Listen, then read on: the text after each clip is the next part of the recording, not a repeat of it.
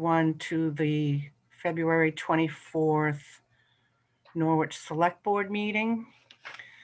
As chair of the Norwich Select Board, I find that due to the state of emergency declared by Governor Scott as a result of COVID-19 pandemic and pursuant to Addendum 6 to Executive Order 01-20 and Act 92, this public body is authorized to meet electronically.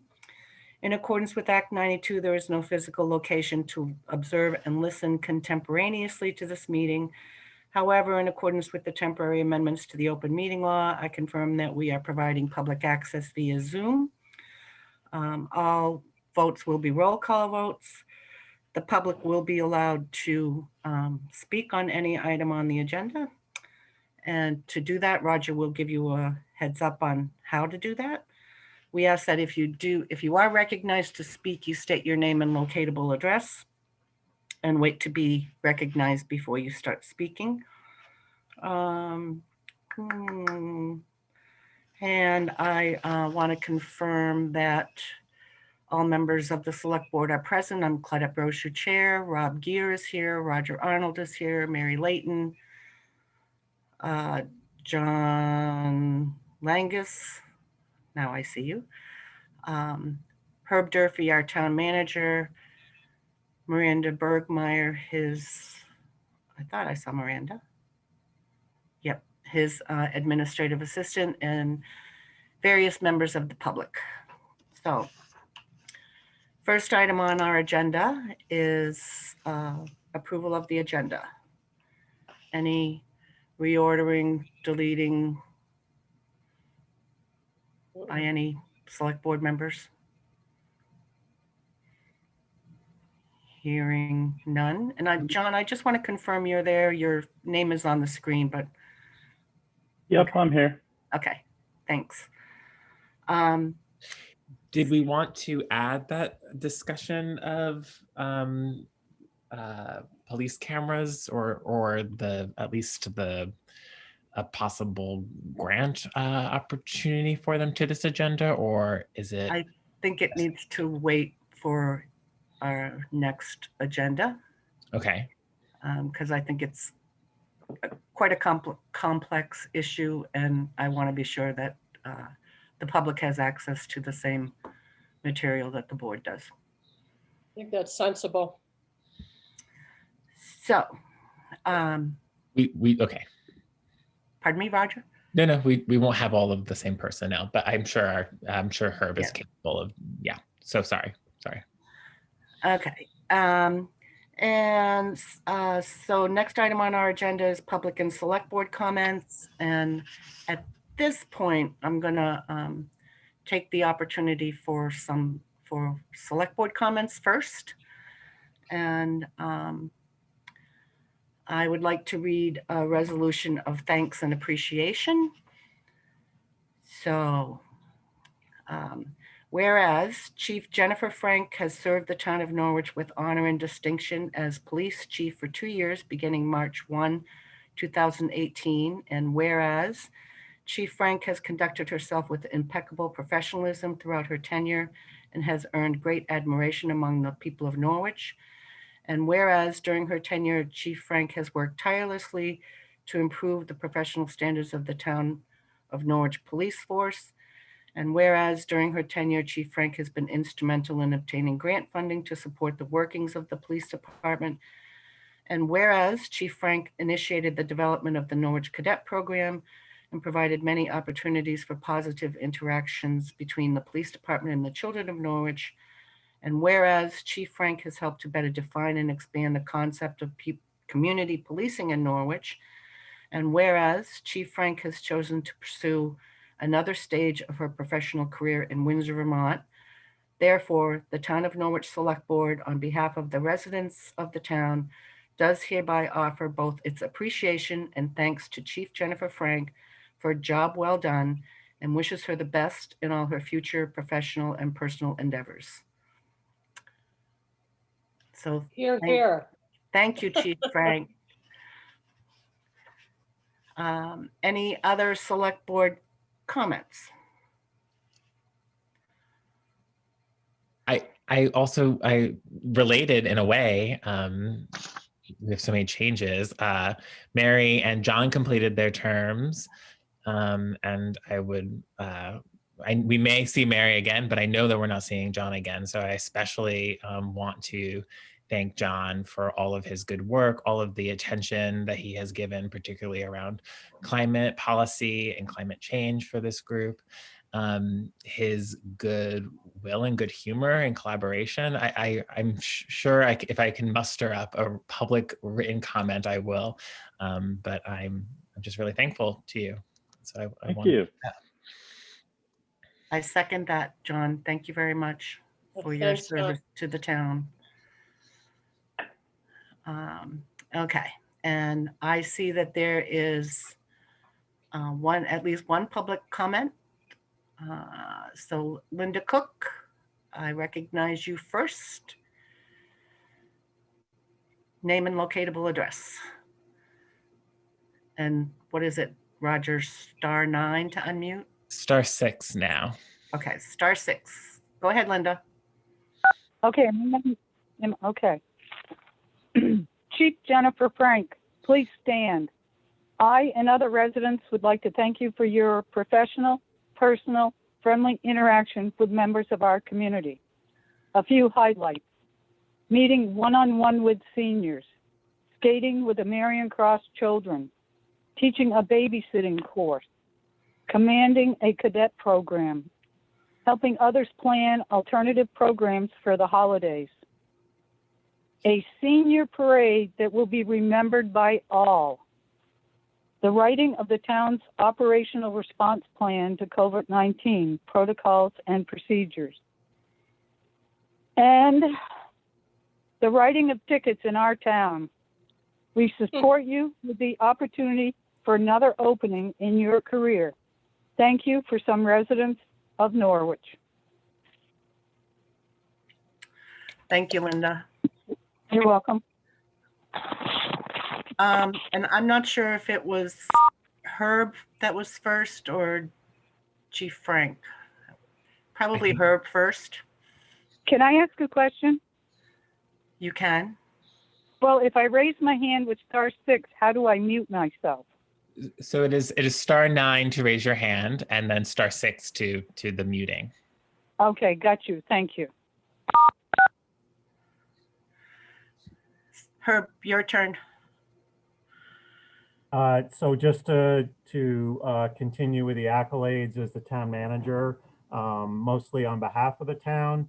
I can't do it in person, unfortunately, because of this darn COVID stuff. But if you can, you can't see it. But we're offering or we're presenting Jennifer with accommodation related to a Distinguished Service Award that she'll be able to wear in her uniform in perpetuity. Essentially, this is, you've heard a lot of it already, but essentially it is for the purposes of her serving as chief, where she has, in tandem with her officers, she's overseen the protection from injury. She's literally saved some of our lives. And unfortunately, she's witnessed some of the loss of our lives in our particular community. But she's always done that with the utmost of dignity. She has dealt with the COVID-related situation extremely well. Under her capabilities, because of COVID, she's also dealt with significant increases in domestic abuse and, yes, abuse in this community. But again, she has tried to deal with those mental health issues as best as she can during these timeframes. And I do think the community is better off for that. Still a lot of work to be done, but we're going to be dealing with that. I think she's spearheaded a lot of that. She's also had extremely meaningful relationships that she's tried to build and currently has with all of the town's youth, the families, young and old, businesses, and even the occasional Appalachian Trail walker that comes by our particular community. She has never limited herself to people. She's assisted with lost dogs, stray cats, road wandering snapping turtles, livestock, and she's even helped a suffering cow roll from its back to its side. If any of you grew up on farms, if you see a cow on its back, it's likely going to die. and she was able to help the farmer pull that beast over so we could save that. So she's done some incredible things. In addition, for her staff, she's served countless hours. She's done double shifts. She's even done triple shifts. Many of you don't understand it, but there are many nights in the last 2 years that she slept on the floor in her office and even her car in the garage to cover the shifts that were needed to be shifted because of either a staff down or the inability to get another staff person to deal with it. Her advocacy of her staff is unbounded. She's tried to improve the training and everything for everybody. She's gotten grants galore. She's begged, borrowed, and I'll use the term stolen loosely. But if you look at all the vendors that she's stolen from, if you remember the handgun purchases, she was able to get handguns as a, for instance, for about $400 a pop when they're normally about $1,400 or $1,200 a pop. There are still many component parts and pieces from the Essex Police Department, the Canaan Police Department, even the Windsor Police Department that now sit in and on some of our cruisers and in our particular department. So overall, she really has met and exceeded the cliche related to giving 110% to the community and everybody that she's interacted with. So she is, we are awarding her with, again, a Distinguished Service Award, which is a pin. You may have seen them on uniforms that she'll be able to wear on her uniform, no matter which uniform she's wearing. So thank you, Chief. I'm going to go next to Doug Wilberding. Thanks. Doug Wilberding, 1329 Turnpike Road. Quick thanks to Chief Frank. Thanks for everything that you've done for the town. I was not aware of the snapping turtle issue that I didn't even know we had them around here. Thanks for everything you've done. You've done an amazing job for the town and you'll be missed. Question for the select board. There's some recent chatter and some inferences in a few meetings and last night at the candidates night about ventilation systems at Tracy Hall, specifically air-to-air systems. And I wondered if the select board has been doing research on this topic. And if so, if you could share that with the public. Thanks. Can we, we'll get back to you, Doug. Okay. Chief, you're next.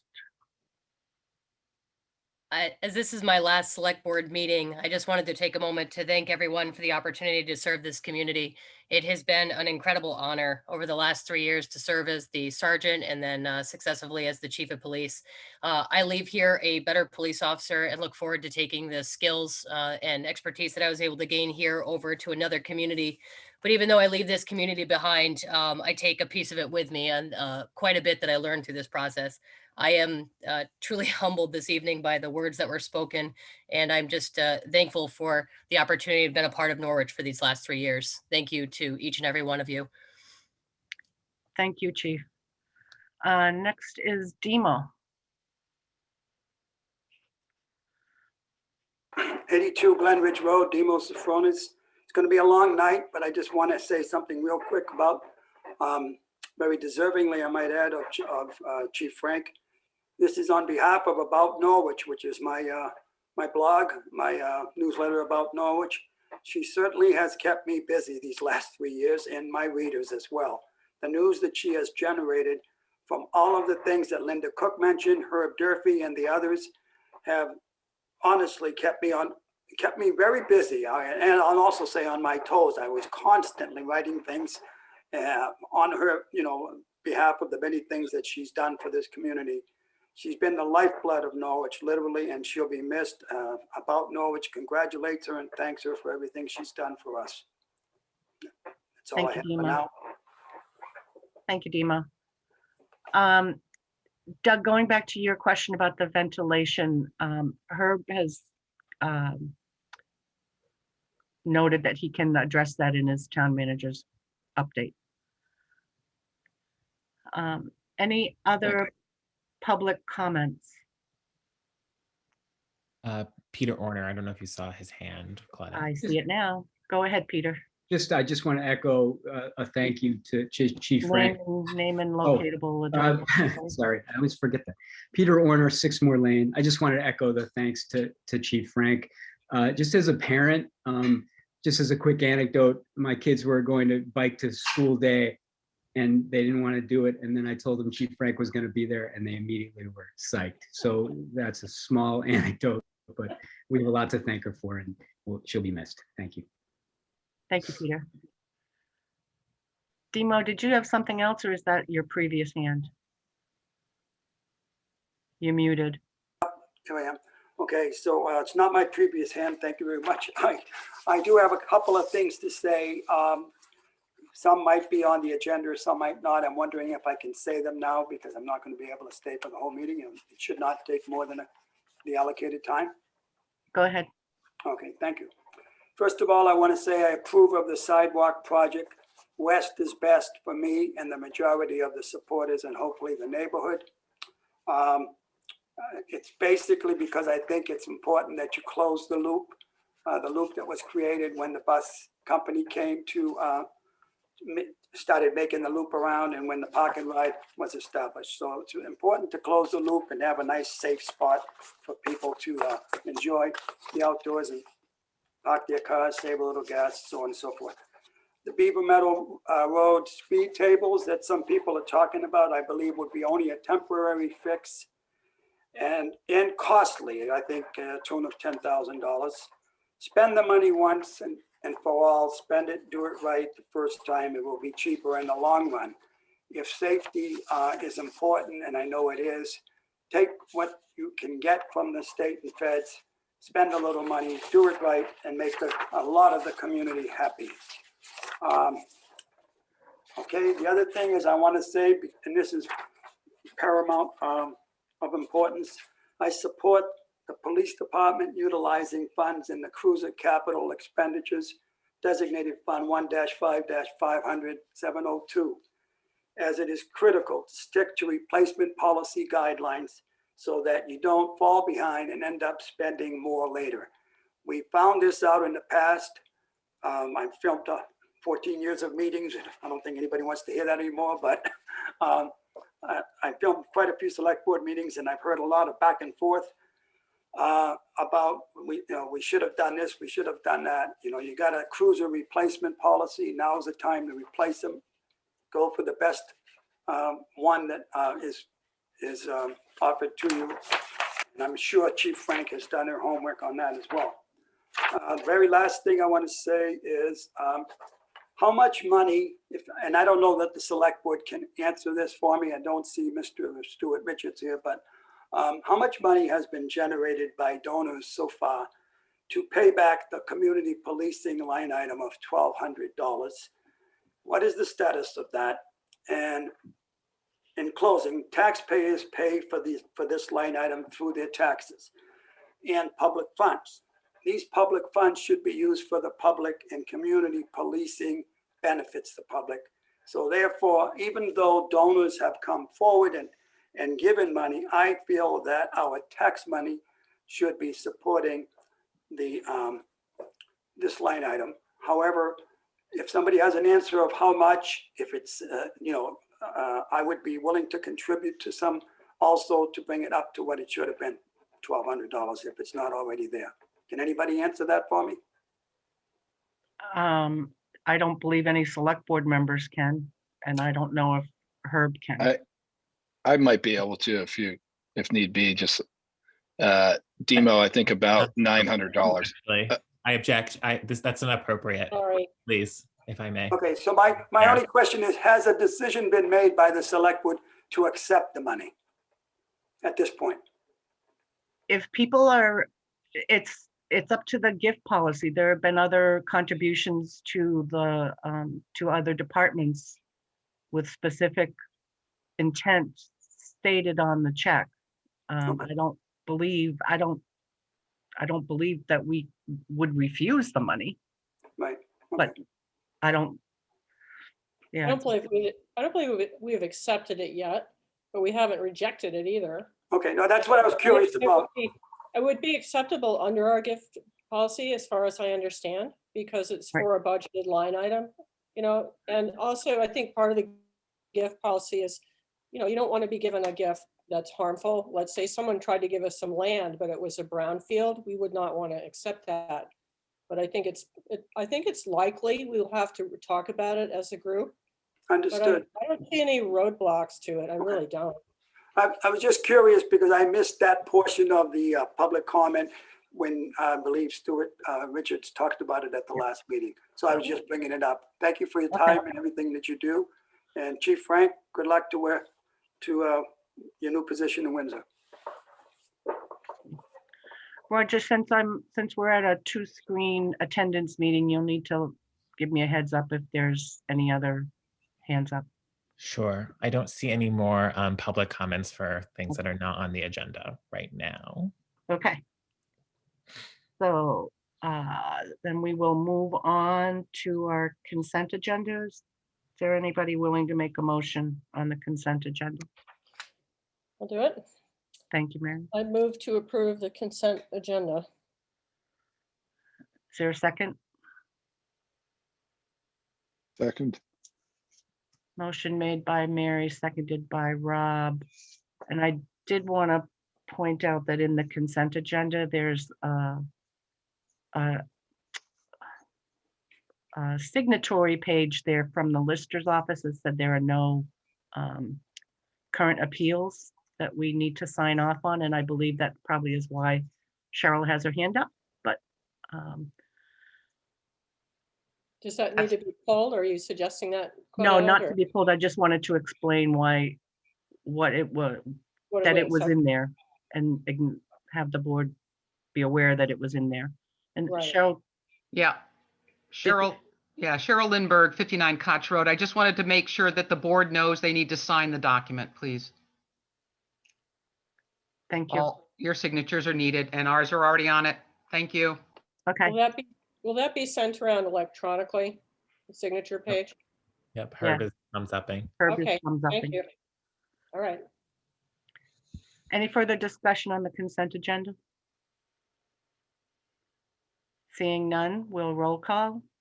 Rob, how do you vote? Yes. Roger, Yes.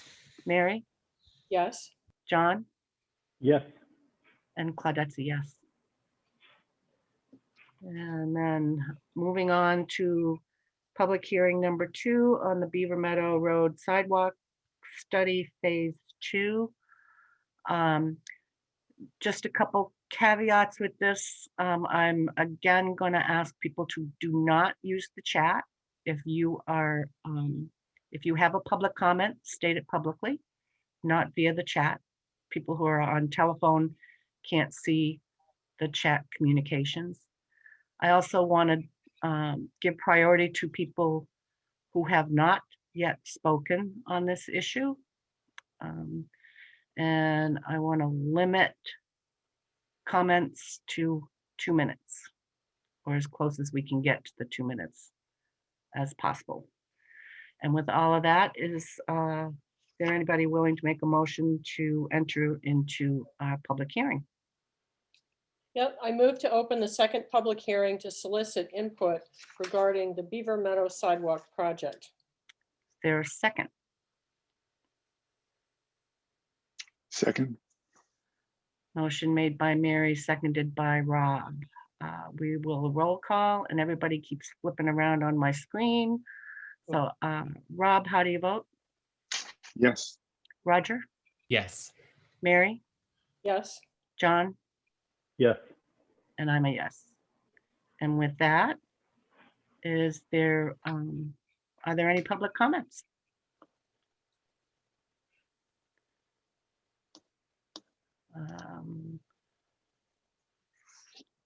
And I'm going to ask you to raise your Zoom hand if you have a comment. And I see Marissa, I believe Marissa was first. So name and locatable address, please. Hi, I'm Marissa Lorenzo from 17 Bragg Hill Road. You may have seen me on the side of Beaver Meadow Road at some point. I walk almost daily with my kids to and from school, and we're strongly in favor of a sidewalk on the west side. We use it for recreation. We use it to go back and forth to school. And while the majority of people are cautious and careful with pedestrians, There are instances where cars are too close, too fast. I was asking my kids who are in the younger grades at Marion Cross sort of if they'd like a sidewalk, and they were so excited. They were like, we wouldn't have to jump into snow piles. We wouldn't have to cross in the weeds. And I think both for people with children, but also the people who use the loop for recreation and to get to and from town, it's really important. And from a safety perspective, we're all in favor. So thank you so much for everything you've done so far. We're Thank you. strongly in favor. Okay, thank you, Marissa. And next, I think I saw Jackie. Thanks, Claudette. Jackie Allen, 15 Union Village Road. And I wanted to speak strongly in favor of the Beaver Meadow sidewalk proposal. I felt the report was extremely well researched and did a good job of gathering input. I like the process that they're following, and the idea that, as I say, they've identified some good funding sources. I've heard feedback that, it's not a good time for this. And my thought about it is it's probably never really a good time. I also feel like it was kind of an oversight that this loop wasn't completed and that it's time to do it. Other research shows that the more sidewalks you build, the more people walk. And I really feel like this is a central area of town. I can see daily how popular our sidewalks are, how many people walk on them already. People drive into town, park and walk. It's a real gathering place for our town, is what I would say. And completing this loop in the way that's been defined in the report, I think is an excellent idea. Thank you. Thank you, Jackie. Next, I think I saw Charlene. Yes, thank you. I live at 152 Beaver Meadow Road, which is where as you exit, as you're driving out of town, the road goes up a hill and turns to the right, and is usually where a lot of people start to accelerate as they drive along the road, because it really does feel like you're starting to leave town. I have grandkids who live on Elm Street, and I would love for them to be able to walk, but it's a dangerous loop of town, and a lot of people walk there. It's much worse in the winter. It looks to me like the work's been done very carefully, and I strongly support this proposal. Thank you, Charlene. I think Liniers, if I'm pronouncing your name correctly, was next. Yes, hi. It's fine. Liniers is fine. My name is Ricardo City, but kind of like Bono, I have another name. Okay. So I live in 444 Turnpike Road. Just like a little personal, first, thank you, Chief Frank. Even if you stopped me, gave me a little warning for my sticker being late. It's fine. Thank you very much. Thank you for your great job. And just on a personal note, I love walking. I love going on trails, and I generally drive to the trails, even if I could walk to Ballard probably from my house. And the reason is my teacher when I was in high school, who got me hooked up on Harper Lee and Ernest Hemingway, died on the side of the road, and she was, a car crashed into her. And the way accidents work, it's a second. It's just a second of someone looking into a phone, or a dog. We all have dogs. Sometimes we drive with dogs. So it's I just want to say that I'm for the sidewalk and the safety first. And thank you, Chief Frank. Thank you. Next, I'm not sure if it was, well, I'll go with how you're on my screen. Stacy. I just wanted to speak in full support of the sidewalk on Beaver Meadow. We live on Huntley Street, which is kind of part of the town loop. But I do that loop a lot with the dog, and we walk and bike and run on those roads all the time. And that loop, that stretch between the Huntley up to Moore Street is pretty dangerous. There's little shoulder. The wintertime is even worse. The snow goes right up to the edge of the road now. In the spring, it's a tiny bit better, but it would be so nice to have that town loop connected and closed off for people in town to to walk the loop safely. People walk it every day. I see people of all ages out in the middle of the road practically, especially in the winter. And it would be nice, especially with traffic being much faster through that stretch. As JC said, as you're heading out of town, the cars just speed right up as soon as you pass Bragg Hill. So it would be nice to have that sidewalk closed off and good for everyone in town. And that's all I wanted to say. Thank you, Stacy. Next is Rebecca. Hi, I'm Rebecca Crow. I live at 191 Beaver Meadow. So we live on the west side, which would be proposed where the sidewalk would go through.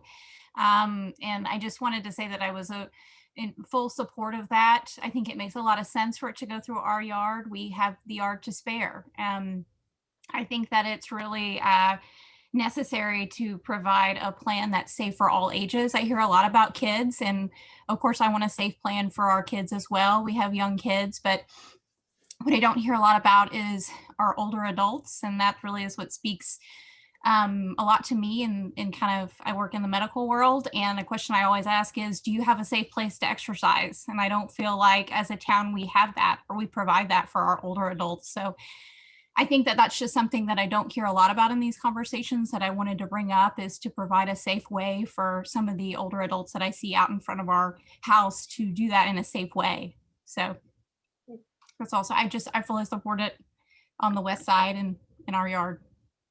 Thank you, Rebecca. You're welcome. Roger, any other hands up on the screen? I can't see. I do not see any right now. I see Angie has her physical hand up. Go ahead, Angie. Hi, I'm Angie Del Campo. I live at 444 Turnpike Road. And we come from living in cities, and we're so used to like connections through sidewalks. That's sort of how we lived, and I fully support this. I think it's good for, seniors, children, safety, socializing, running, exercise. I don't see a downside. So we fully support it. Thank you, Angie. Any other comments on the Beaver Meadow sidewalk project?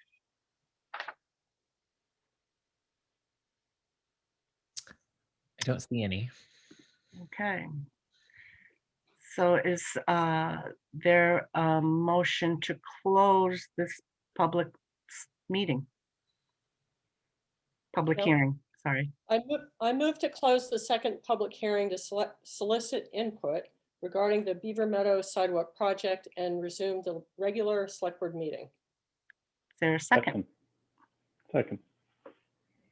Motion made by Mary, seconded by John, I believe. Any further discussion? Seeing none. We'll roll call. And again, you're all flipped around on my screen. Rob, how do you vote?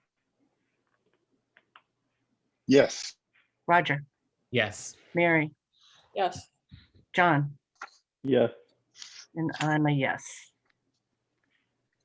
So as the final, we're reconvening as the Norwich Select Board.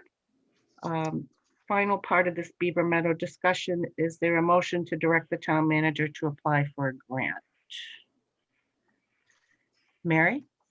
I move to direct the town manager to apply for a VTrans 2021 bicycle and pedestrian grant for phase 2 of the Beaver Meadow Road sidewalk scoping study. Is there a second? Second. Motion made by Mary, seconded by John. Any further discussion or any discussion? Linda Cook has her hand up, but I actually had a question for Herb. We'll go with your question first, Roger. Okay, so Herb, can you just, for the benefit of the discussion, can you just summarize what this motion would mean and like what you would put into place? If you could just quickly summarize that for us, and more for the sake of timeline, can you, like, what are the next steps? So in the middle, the 2021 applications will be due to the VTrans bike and pedestrian program in the middle of June. I've already asked Rita Cito if she can budget timeframe. She's the transportation planner at the Two Rivers Ottaquechee Regional Commission to help in drafting the grant application. So between now and the middle of June, we will be making that application. And so that will we may have to come back to you as part of the application process to get a particular resolution and all that, similar to what we did before. But again, that application will be submitted in the middle of June. The phase 2 is the if we're given a grant award, we would be basically doing the final, we would be doing the real engineering and the final design, creating design plans. There would be survey work done and some probably a level of negotiation with property owners that the proposed route would be going through. It would not include construction, so I just want to make sure everybody understands that. The portion of the town, if we were to get a grant, it's an 80%, 20% situation. So the town would be on the hook at this point based on the scoping analysis that's been done by Dubois and King. It would be just under $21,000 that the town would be responsible for to do the phase 2.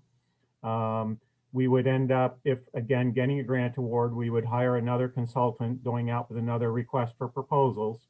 And the idea would be to get all of that work done so that if you as a board decided to apply for another grant, a construction grant, which would be the phase 3, again, I would hope that we could do work so that we could make application June in the following year.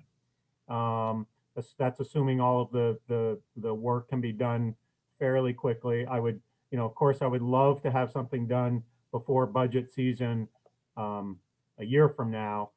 I don't think it probably would be, given the extent of what has to be done as part of this.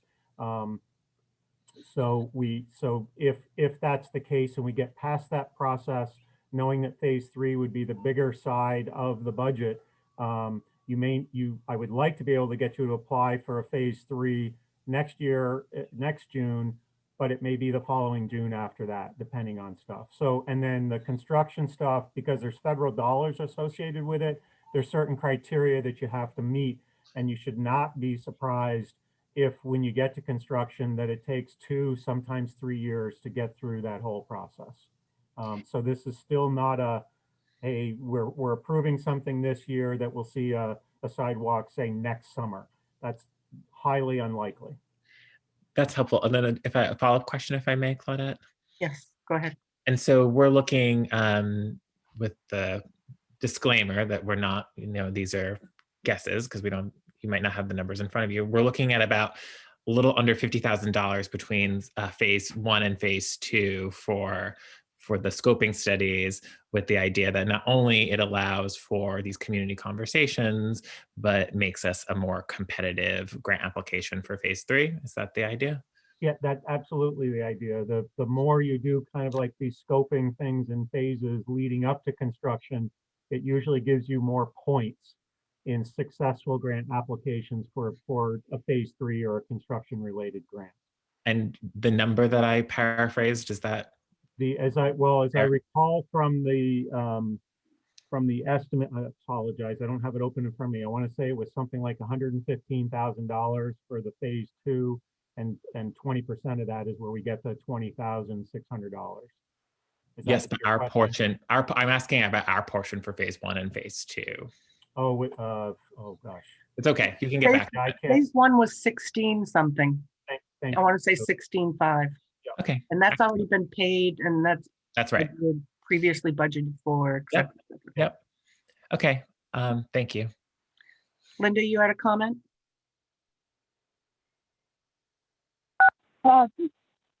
Just wondering, the 21,000, what line item or part will that come from for the phase 2? Or is it next budget? Herb, did you? Yeah, that would come. We've talked about taking that from the sidewalk fund. Trying to get you there, Linda. No, I understand that. unfortunately, that fund was put there to try and refurbish older sidewalks, so we're robbing Peter to pay Paul. It's what it sounds like we need to do to make this go forward. We'll have to discuss the funding when and if the source of the funding when we apply for the grant. Okay, thank you. So I think we had a motion and a second. Any other comment, questions? Seeing none, we will roll call. Mary? Yes. John? Yes. Rob? Yes. Roger?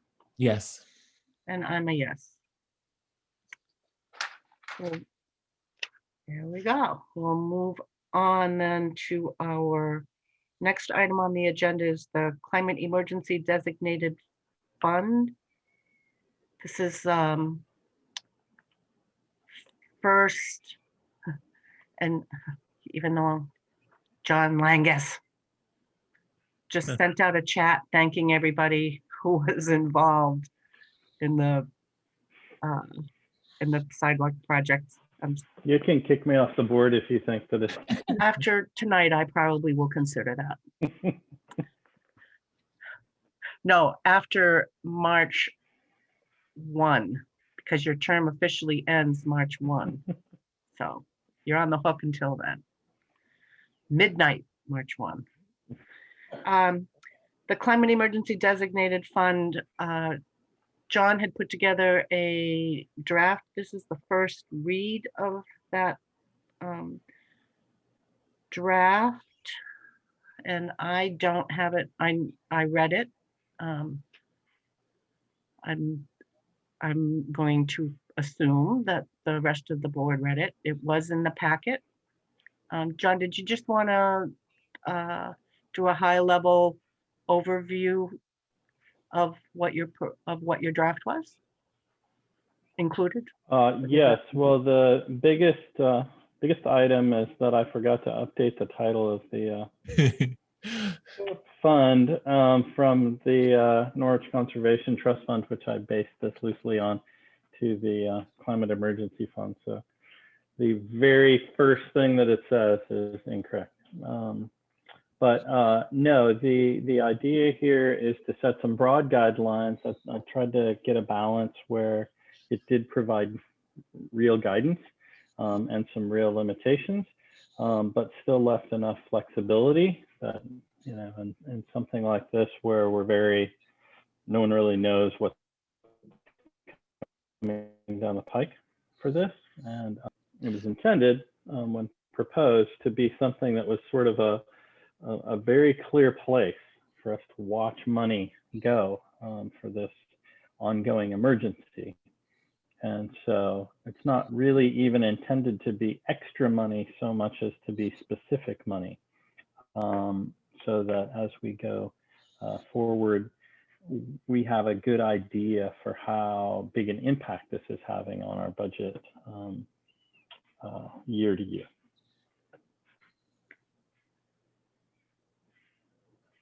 Any questions? Or actually, before we get to the whole discussion piece, is there anybody willing to make a motion to accept the first reading of the draft? Yes, I move to accept the first reading of the draft policy regarding the use of the Climate Emergency Designated Fund. Is there a second? Second. Motion made by Mary, seconded by Rob. Now, questions for John by the board? Mary? I don't have a question. I think it's extremely well written. I don't see any spot where I would suggest an edit. I think it's really well crafted. There. Other than that first, Well, that first thing, yeah, but the body, you know, the criteria for giving a grant, I think it's just really nicely done. Thanks very much. High praise from Mary, who's usually scrutinizes much more intently. Uh-oh. Because I kept it under the word limit. Yeah, yeah, not 40 pages. I have some thoughts. Go ahead, Roger. Okay, so a couple things. Like, I guess I have like some broad comments, and I want to see what people thought before I made some suggestions. I was wondering, like, one, I'm interested if it's appropriate to have a note on how people may make additional contributions to this fund. What are the terms in which we would accept more money, right? Or use private money for this public cause? I think that might be worth thinking about a little bit. In other words, like, we might want contributions, but we might not want them to be restricted because climate is often, for lots of different reasons, politicized to meet certain end goals. And so maybe it should go through a different kind of deliberative process by a public body rather than having donations through a designated fund or having them be restricted. But that's a whole conversation. But I was curious if that was something we would want to do. I was then also curious about, I like these emergency spending, mitigation spending, and resilience spending. But I was wondering if if one should be prioritized over the other. When we discussed this fund, we really thought of it in terms of stormwater management and sort of like infrastructure damage, but obviously could serve multiple purposes. So I wonder if we wanted to say, if there was like a mechanism to say like one gets more attention over the other, I don't know. And then the only other thing I thought was if we wanted to, I'm a big fan of projects may include but are not limited to kind of phrasing, but I don't know if that might be too much. So anyway, go ahead, John. Will you miss me? I already do.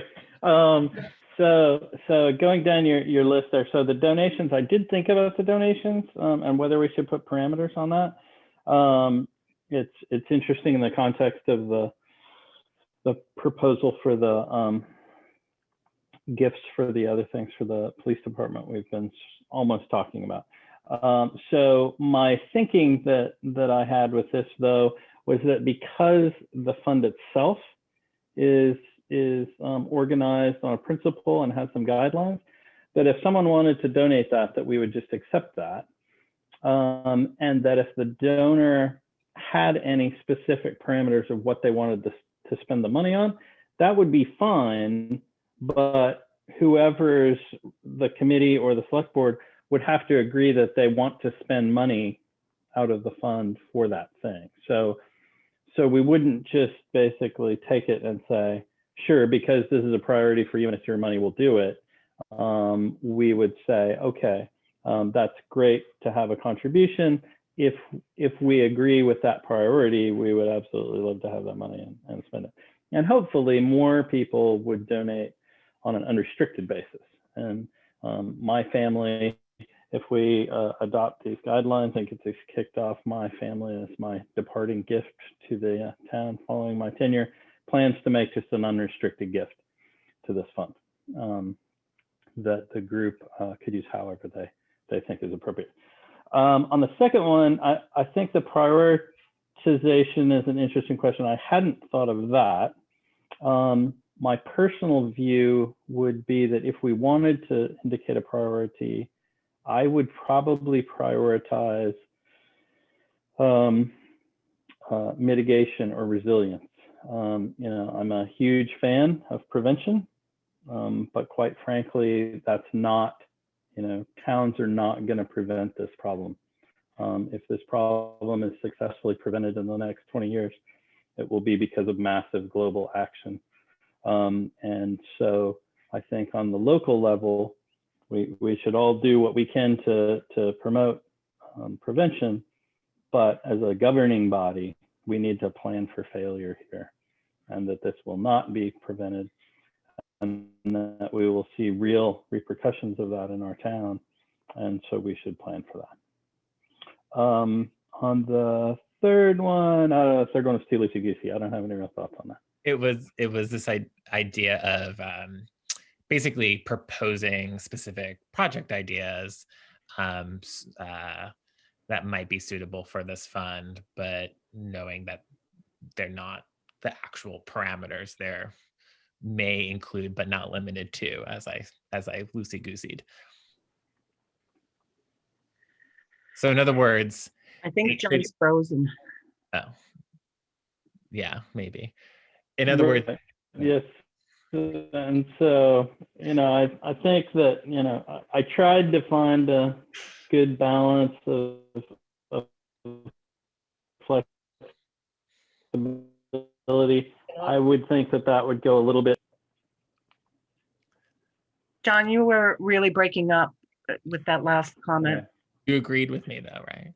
No, I said that for me would go a little bit too flexible, more flexible than I wanted. I tried to build the flexibility in there without being, sort of, I don't want to give the group carte blanche to do something like totally outside of the box that they call climate. That's good, I think, to limit it. Rob, did you have any question, comment? Yeah, I perceive the phrase climate emergency as being the fact that the climate change is moving apace and is dangerous, and that needs, so the proactive mitigation of the effects should be the primary focus. And the other, resilience is if you can't forestall any ill effects of climate change, then it's there as a possible remedy. But to me, the important aspect is the proactive mitigation. Yeah. Mary, did you have any? I saw a tentative partial hand raise earlier. Oh, just that I like the way the draft has been crafted, and I would not want the additional flexibility that Roger was suggesting. That's all.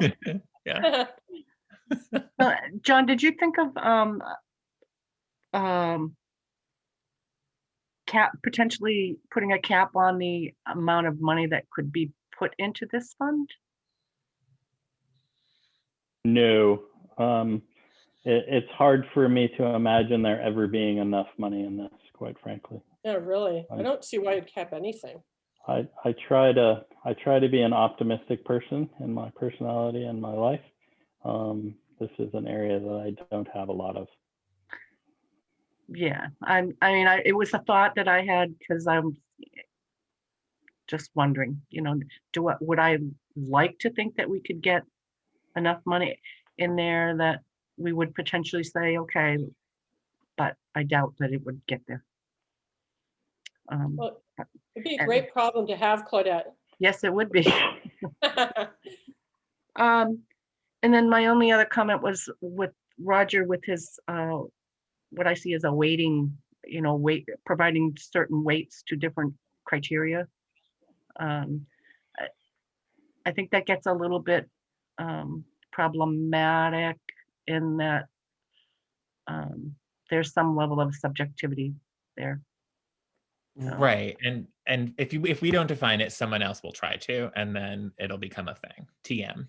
So we might want to do that. That's all. We can think about it. This is the first read. So. Yeah, of course.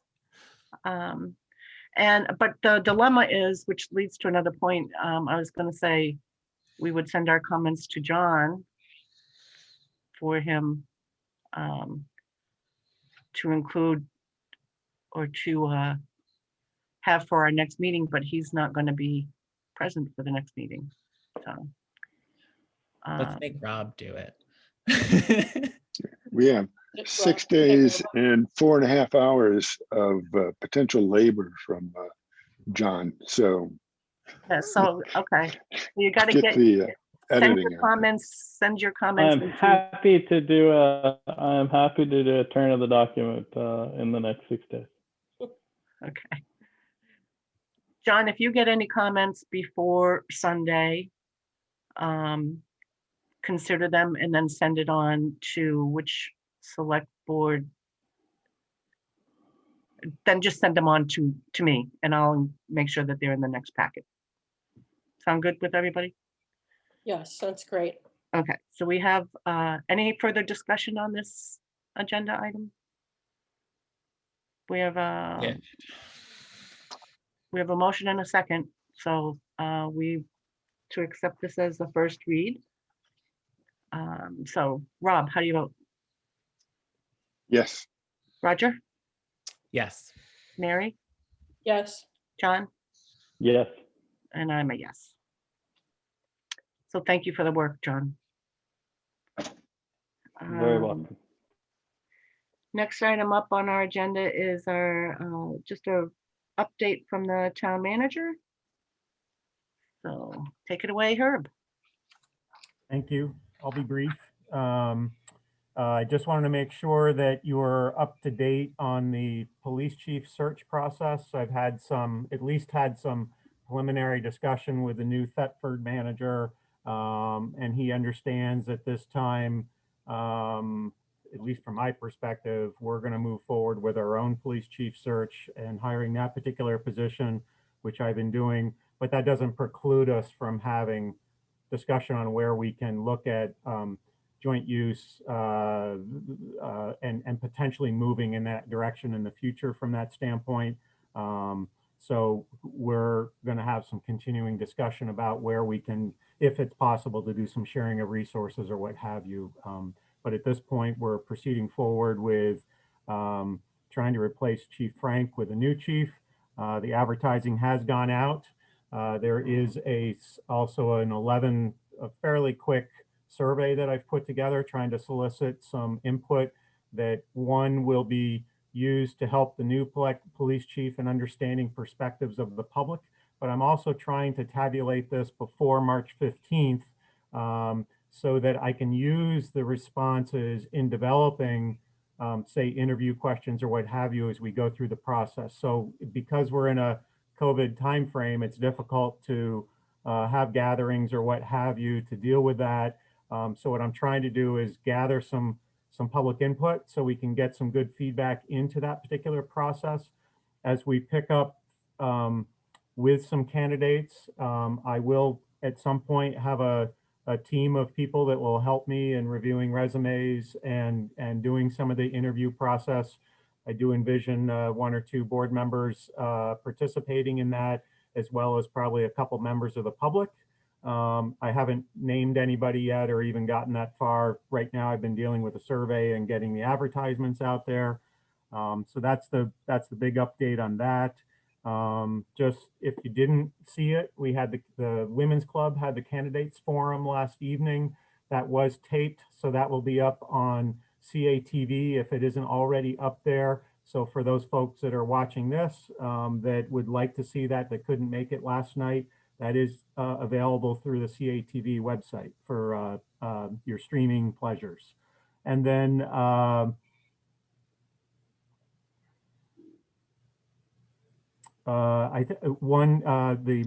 mold assessment or the air quality, which was Doug Wilberding's question. I was going to update you anyway that when we had our air quality person come in, there were a couple concerns that were raised with regard to possibility of mold and whether we had tested for radon.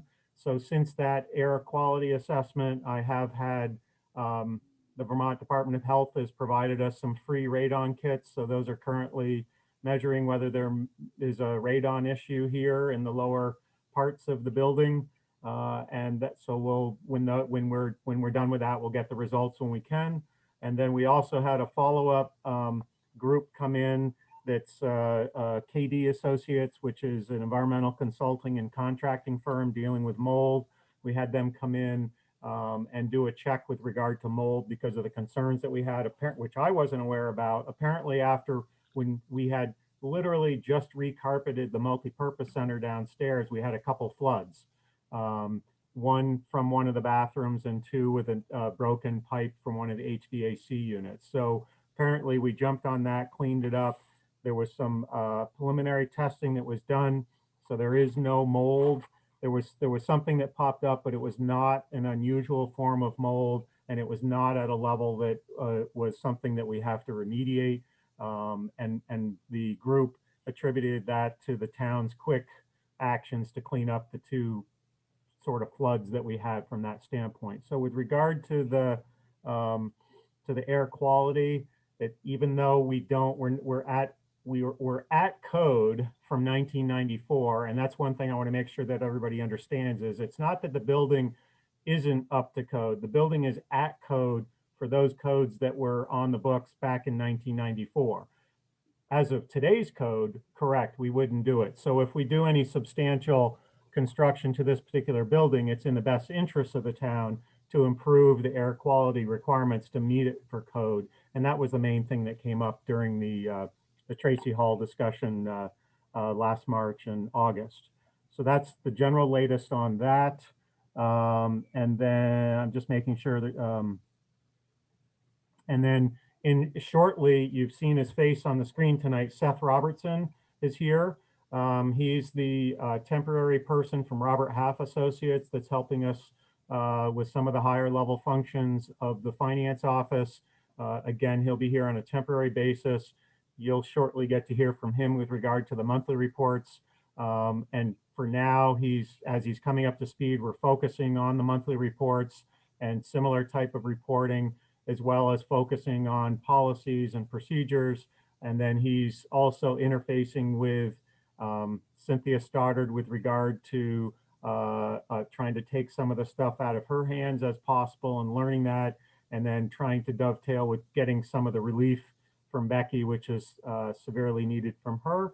And then obviously, last but not least, coordinating with Cheryl, with the treasurer, as we need to interface that way.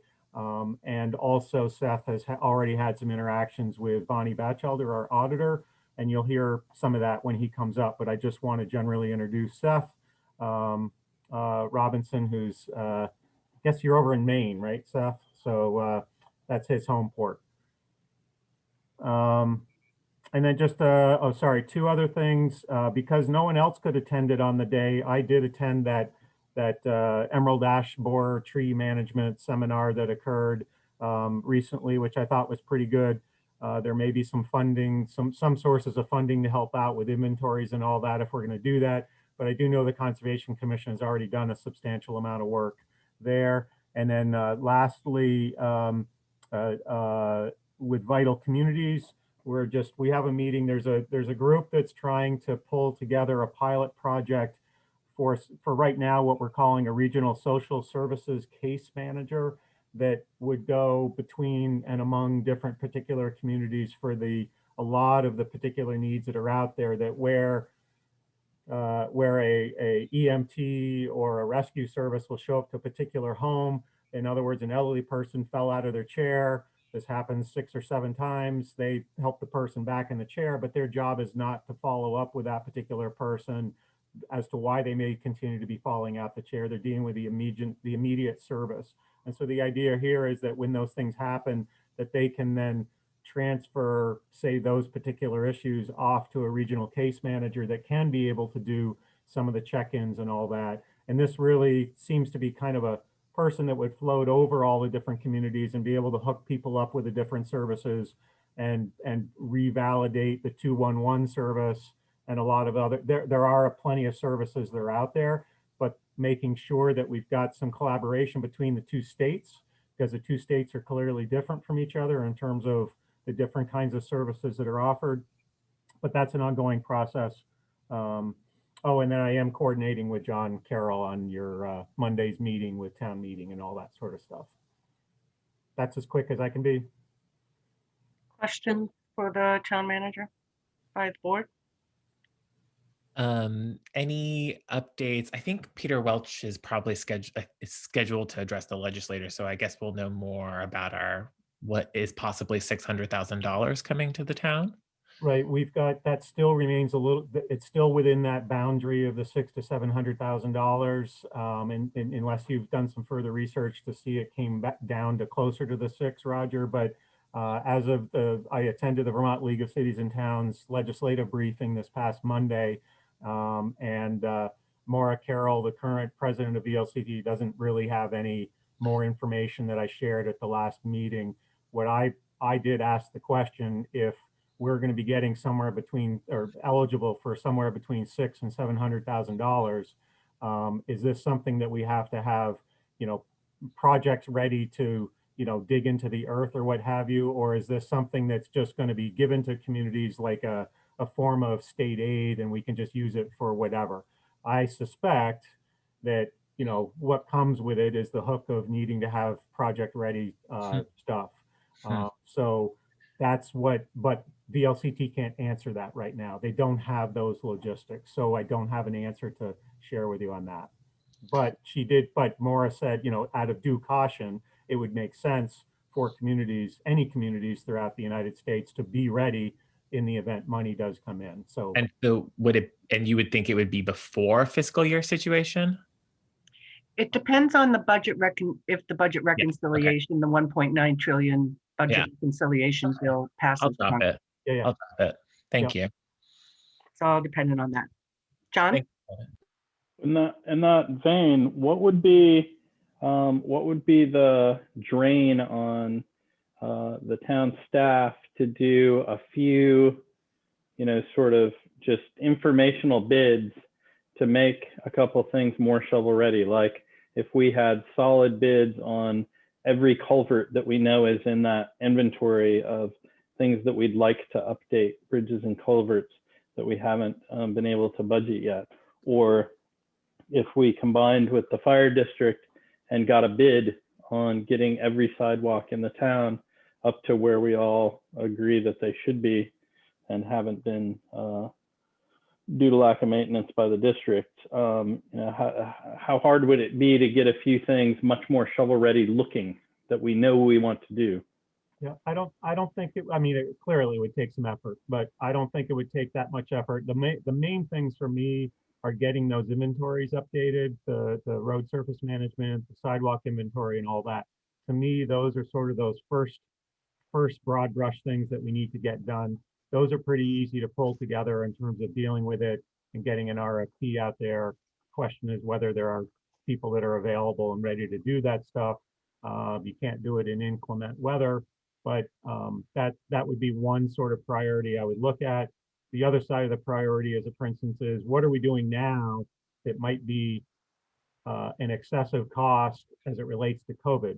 For instance, the overtime for Becky. There's a lot of overtime that she's putting in right now, and a lot of that not only has to do with the fact that I don't have a finance director, but there's a lot of extra steps that she's doing with the latest tax payment stuff because of COVID. No one can come in and make a payment. They have to dump an envelope in a thing, and she's got to go through the exercise of opening it, check out its accuracy, maybe do some follow-up because the person wasn't there to ask the question immediately, and seeing if we can get some reimbursement for some of those funds beyond what may already be reimbursable. And then I need to know, I have to have more discussion with VLCT or Allison, who's the state director for Peter Welch, as to can they give us suggestion as to where the best priorities are for the funding, ensuring that we can get the funding, so then I can look into what are the project ready, where's the best area to focus that attention that you're talking about, John. Yeah, and as far as I know, Mary, I see your hand, but there's no criteria. It's not specifically that it's going to be for construction or infrastructure or whatever. We have no idea really how the funds could be used, or if it's just going to be a flat out, here's $600,000, do with it what you will. So, Mary. Well, it's just as long as we've been speculating about culverts and so forth, that I think maybe upgrading internet or even improving ventilation at Tracy Hall. I mean, just to brainstorm a little bit about what it could be. We have no idea. It's probably have a very tight time frame too. Right. Eventually you'll have to link it to some kind of COVID related sort of stuff. So for instance, expansion of broadband so that John Langus doesn't fade out with his dinosaur background during our meetings, for instance.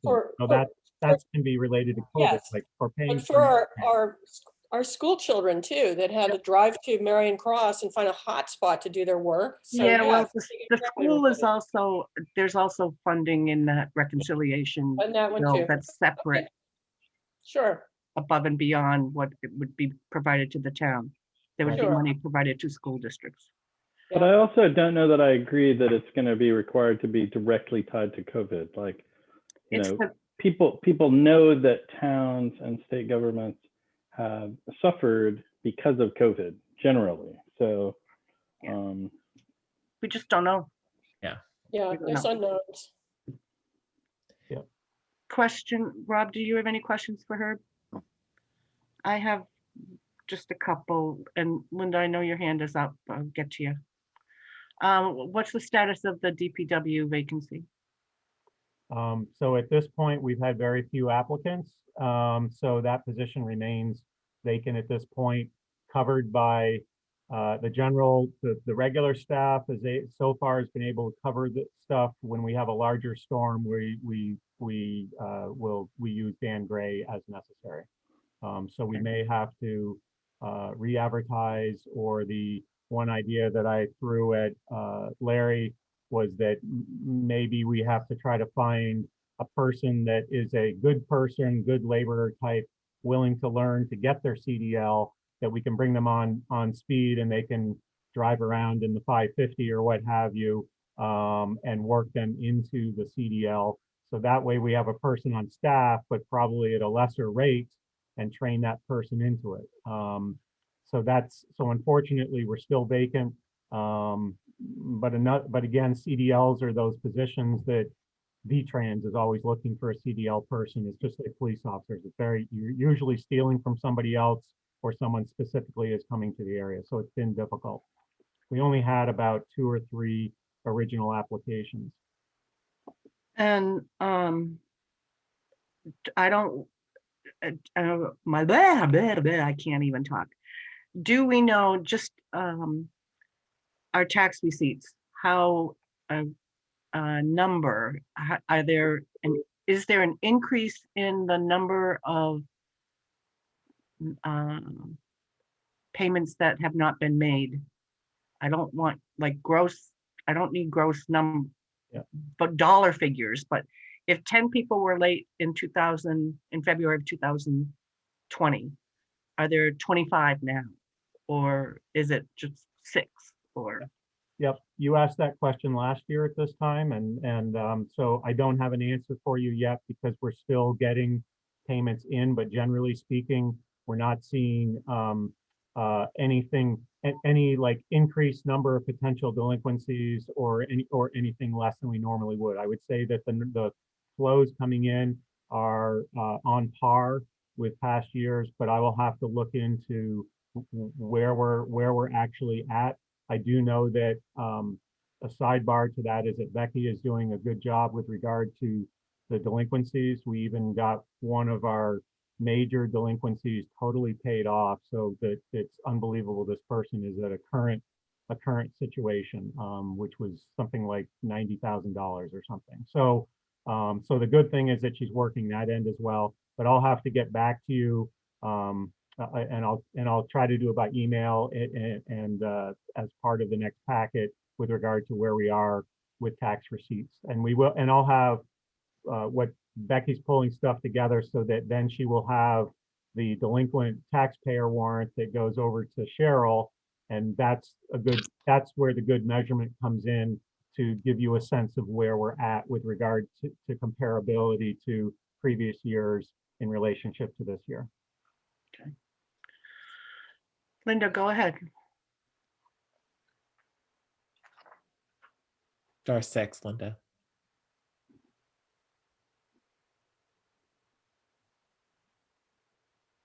Are you there, Linda? Can you hear me now? Okay, Yep. sorry. How are you getting the surveys out to the people without computers? Is there going to be a place available for people to pick up and fill those out? Sorry. No, go ahead. Basically what people are doing, or they're calling my office and we're getting them a hard copy. So encourage people to call my office if they can't do that. Okay, thank you. Yep. Any other questions for the town manager? If there are none, Seth, thank you for hanging around, but we're up for our 10-minute break right now. So it is 7:45. We'll come back at 7:55. I see Roger's back. Herb's back. Mary's back. Looking to see if Rob Gear and John Langus are back.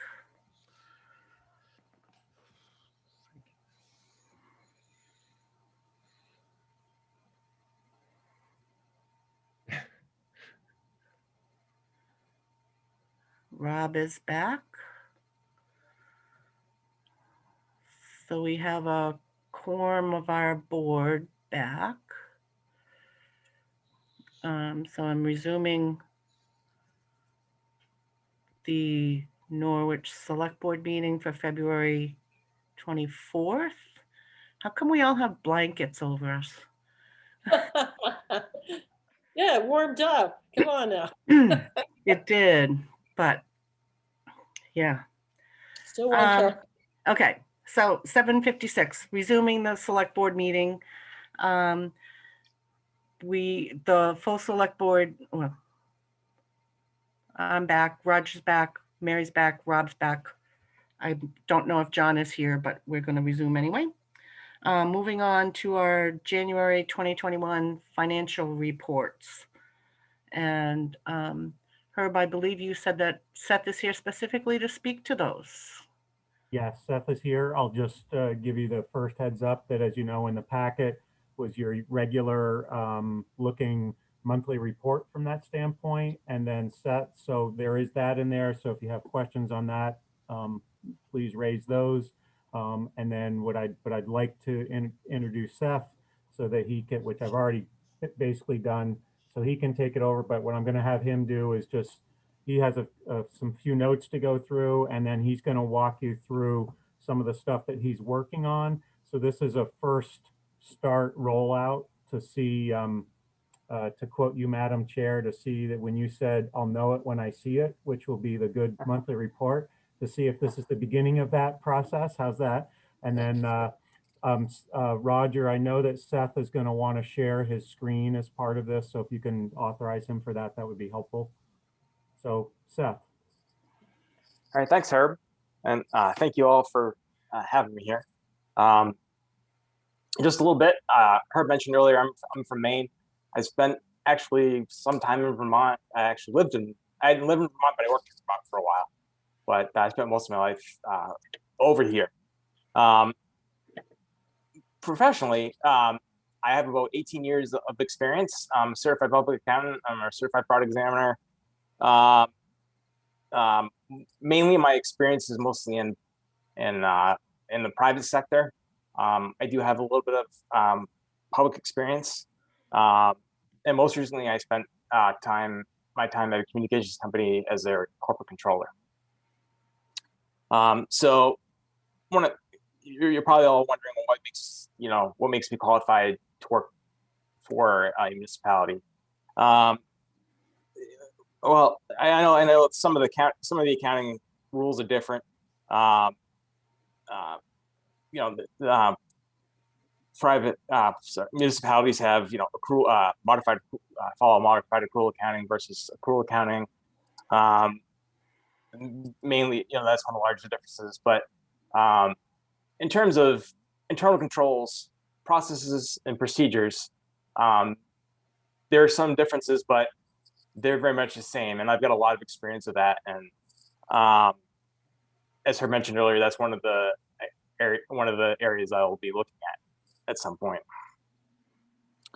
So mainly, ultimately, the big picture of what I want to do is I want to help. I want to help Herb. I want to help you and the taxpayers of Norwich and the select board. I want to help. I want to help the board. I want to help them. So this is my fourth week working in this position, and what I've done is I put together 3 different reports, and I'm gonna share those with you now. 1 second.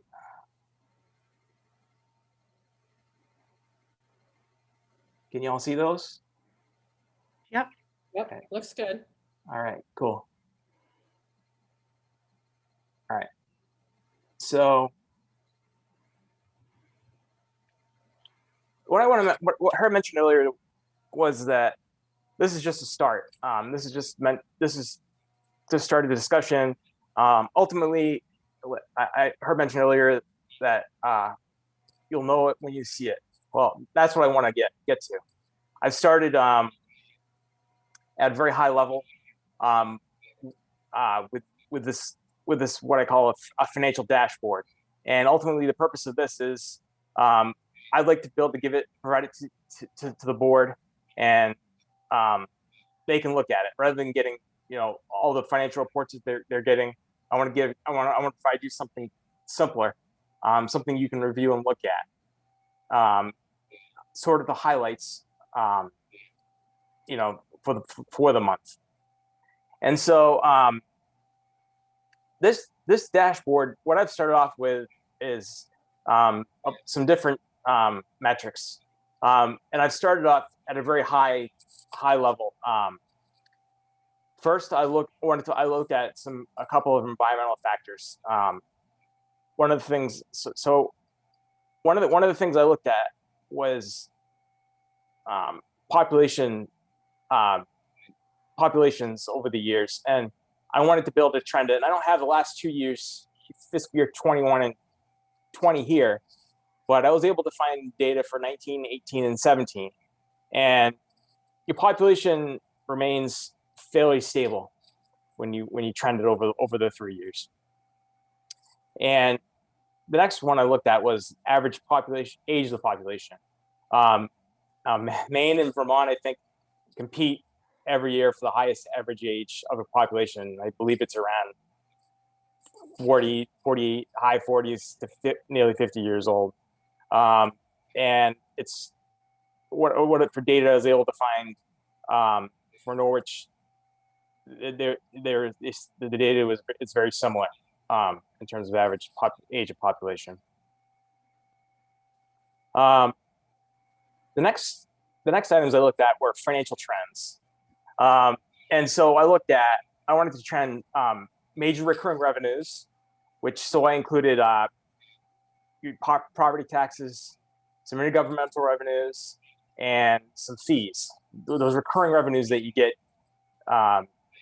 throughout the year, every year, the normal stuff.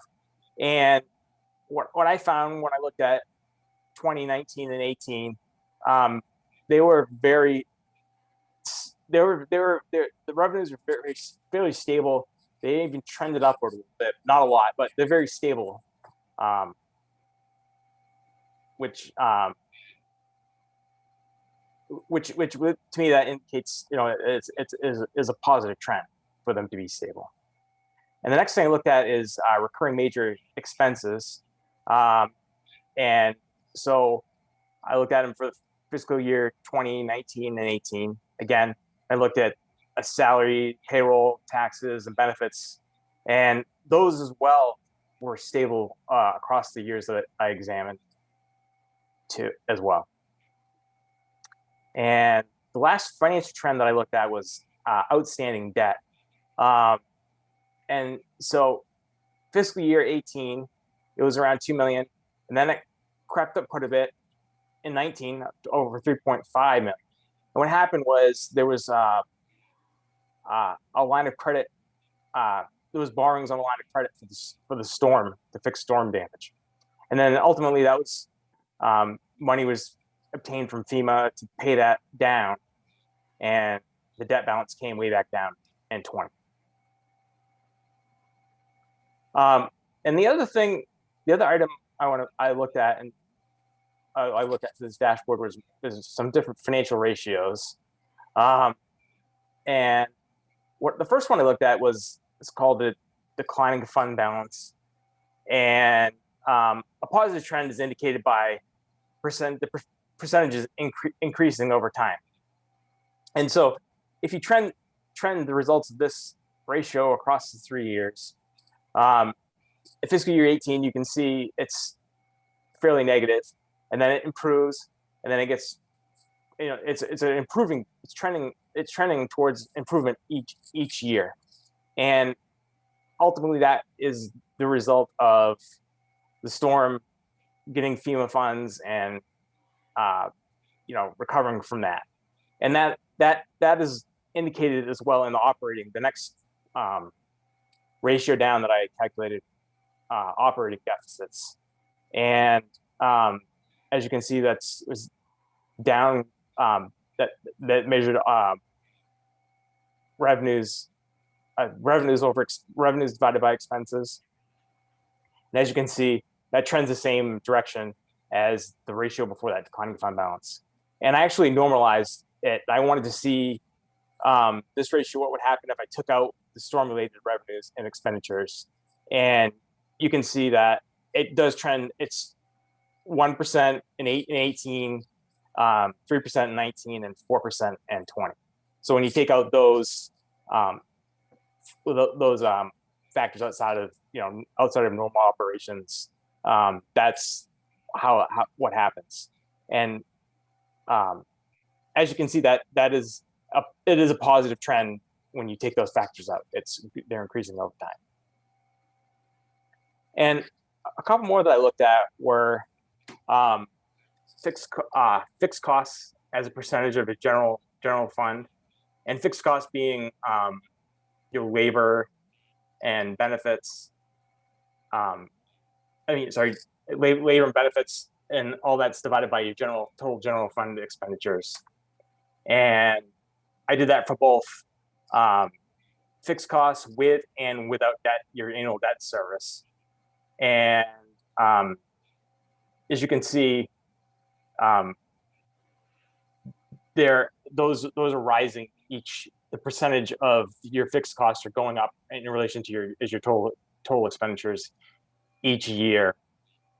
The one that I'm on right now, which is 56%, is high because of you paid down the FEMA loan that year, and that went through expenditures.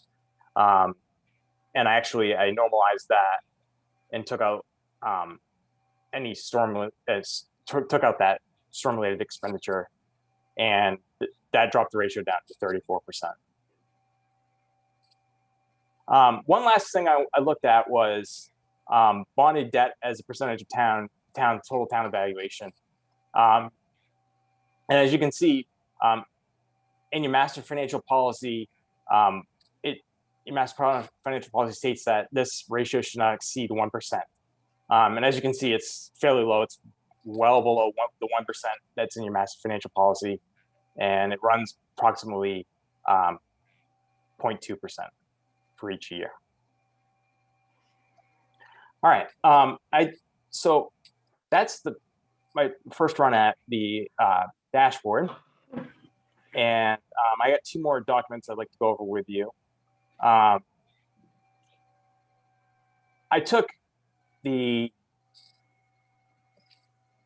I did a balance sheet comparison where I just took the June 2020 ending audit balance sheet and compared it with the January 2021 balance sheet. And I was just looking generally for large differences year over year between June and January.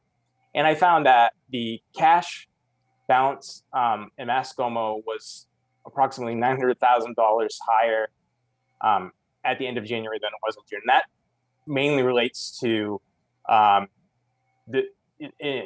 with anticipation of taxes to due February 12th, payments were made prior to this, and so this was contributing to the increase of the balance. The next item I want to mention is current taxes receivable.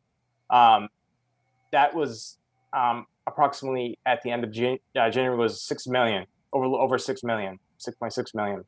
And that was due to the February 12th billing. The taxes are due on February 12th. So this receivable is, anticipation of those cash receipts coming in. And the last thing I want to mention on this balance sheet is the liability that's due to the school. So what happens is part of the cash that comes in for tax receipts, you get a remit back to the school department, and so the town books a liability payable for that, and so these payments are made subsequent to the tax payments I think it's February, March, after subsequent to the tax payments, and so those are made to the school district. And I have one other document I want to go over, and that is I went over the budget actual work statement, financial statement. And so what I did was I took a percentage. Okay, so I looked at this column over here, percentage of budget, and I looked at it in total, and I said. Ones totals that are different than 7/12 or 58%. I took 7/12 because that's 7 months through January. So 7/12. And so I looked at budget line items that differ from budget quite a bit, largely. And so then I looked into those items a little bit further to see why they had changed. They were different. And so the first one that popped out was the property tax revenues line, and this was at 98% of budget through January, and that's because the billing, all the billing had gone out for the year, and so this was line item was fairly well. The revenues were recorded, so it was almost at 100% for the year. And I looked at one other line item as well for revenues, and that's was total service fees. And this was down. So the other one was 98% of budget. This one's only 40% of what was budgeted, and this is due to the virus. There just hasn't been as many programs, and so. Subsequently, there aren't as many fees associated with those programs that have come in. And then I looked at some expense line items.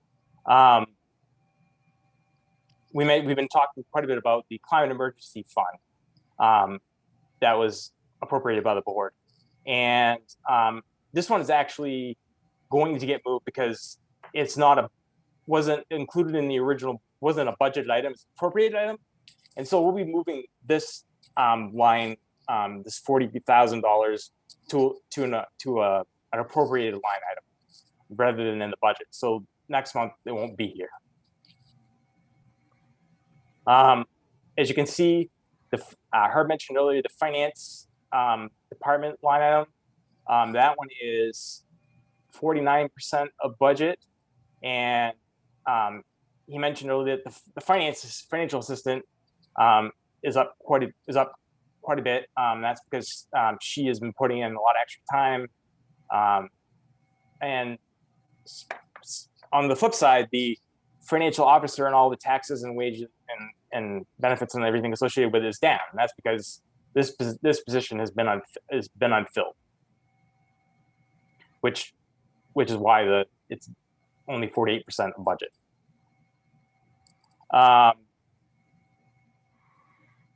This one, I want to mention this line just is low because of COVID. This is program fees. This recreational facility expenses are high because of the MAHC grant was expended. This line, the emergency management expense line, was at 95% of budget because funds were expended on a generator. and the debt service fund, the tower debt service was paid. And I just have a couple more. This line, oh, contracted services. This is really more a function of timing. Some of these could potentially happen later in the spring, and so I'd expect this one to be higher. It's only 35% of budget right now. And this is just also, this equipment line is also due to timing as well. One other thing I want to mention is the insurance line. That's at 95% of budget, and it's because those have already been paid this year, and so this is likely to stay similar throughout the rest of the year. That's what I have right now. So, thank you.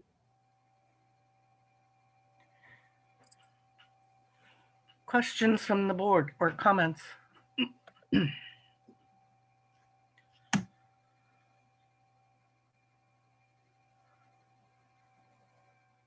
Okay, I'm going to stop the sharing just so we can see everyone just for now. Mary? You're muted. Jeff's presentation kind of matches up with my intuition about what's been happening, but it's nice to have official confirmation. Any other comments, Rob? Yeah, so overall, does that place us on track with budget or at the appropriate point for a level budget?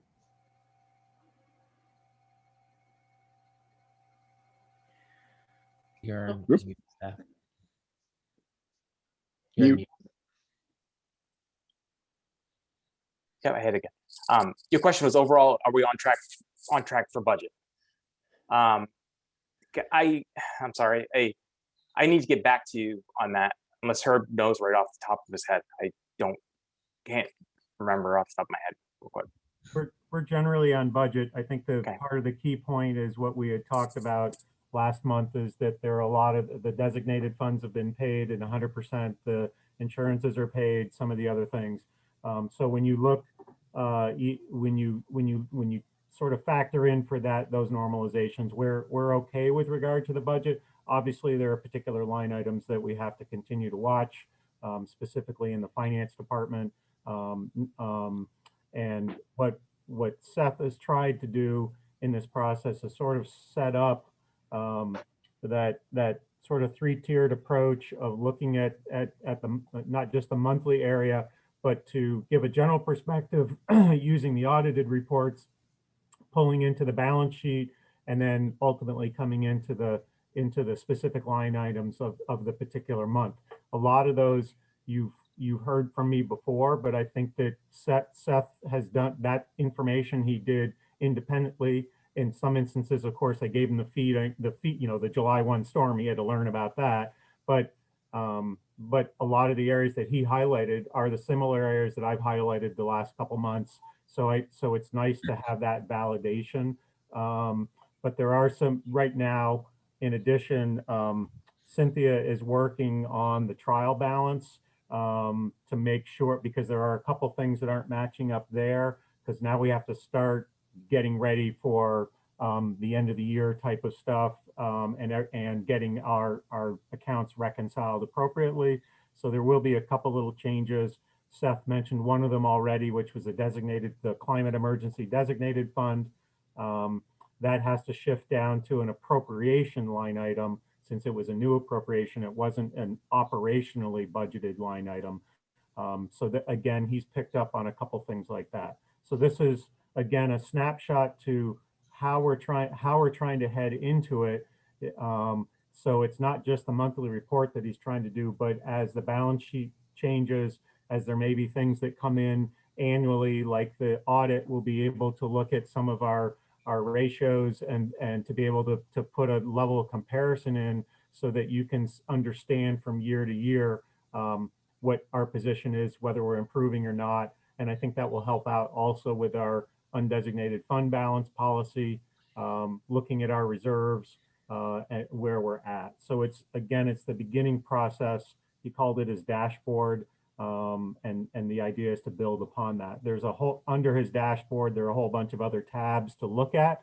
But he was just doing the highlight sheet as part of it. There's clearly a whole bunch more that's inside that sheet. But again, so it's a starting point, and I think we're okay for the month. Roger? So I want to take a step back a little bit about like what I see this interim role is and like what I like might need now, and then like how you may or may not be able to like meet my expectation. And then obviously like Herb is like actually overseeing your job description. So like double check with what I'm about to say, right? And same with my colleagues here. But I think, so what is this, right? So this was a budget to actual balance sheet, right? Yes. Okay. That's what that was. Okay. And so you're muted, Seth. I apologize. Yes, it was a balance sheet with January result, January final compared, January 2021 compared to June 30th, 2020, and a budget to actual January, 7 months of January through January 2020 compared to your annual budget. Okay, and and this dashboard is an Excel document, which you pulled the data from NEMRIC, right? Yes. So I use a guide issued by the state of New York, and they had suggestions for monitoring a municipality, creating a dashboard for a municipality, and I used information from there. And I also get one of the ratios from your financial policies. Okay, and so and then having it out of NEMRIC and in Excel allowed you to see more information more clearly, and then you saw discrepancies, and then you saw an analysis from whom? From Becky or from Herb, or did the system tell you that information? No, I inquired of Herb. I read some of your financial statements. I looked at a guide that I got from the state of New York on how to interpret some of the information that I received and put it together. Okay, via that. Because what I am after is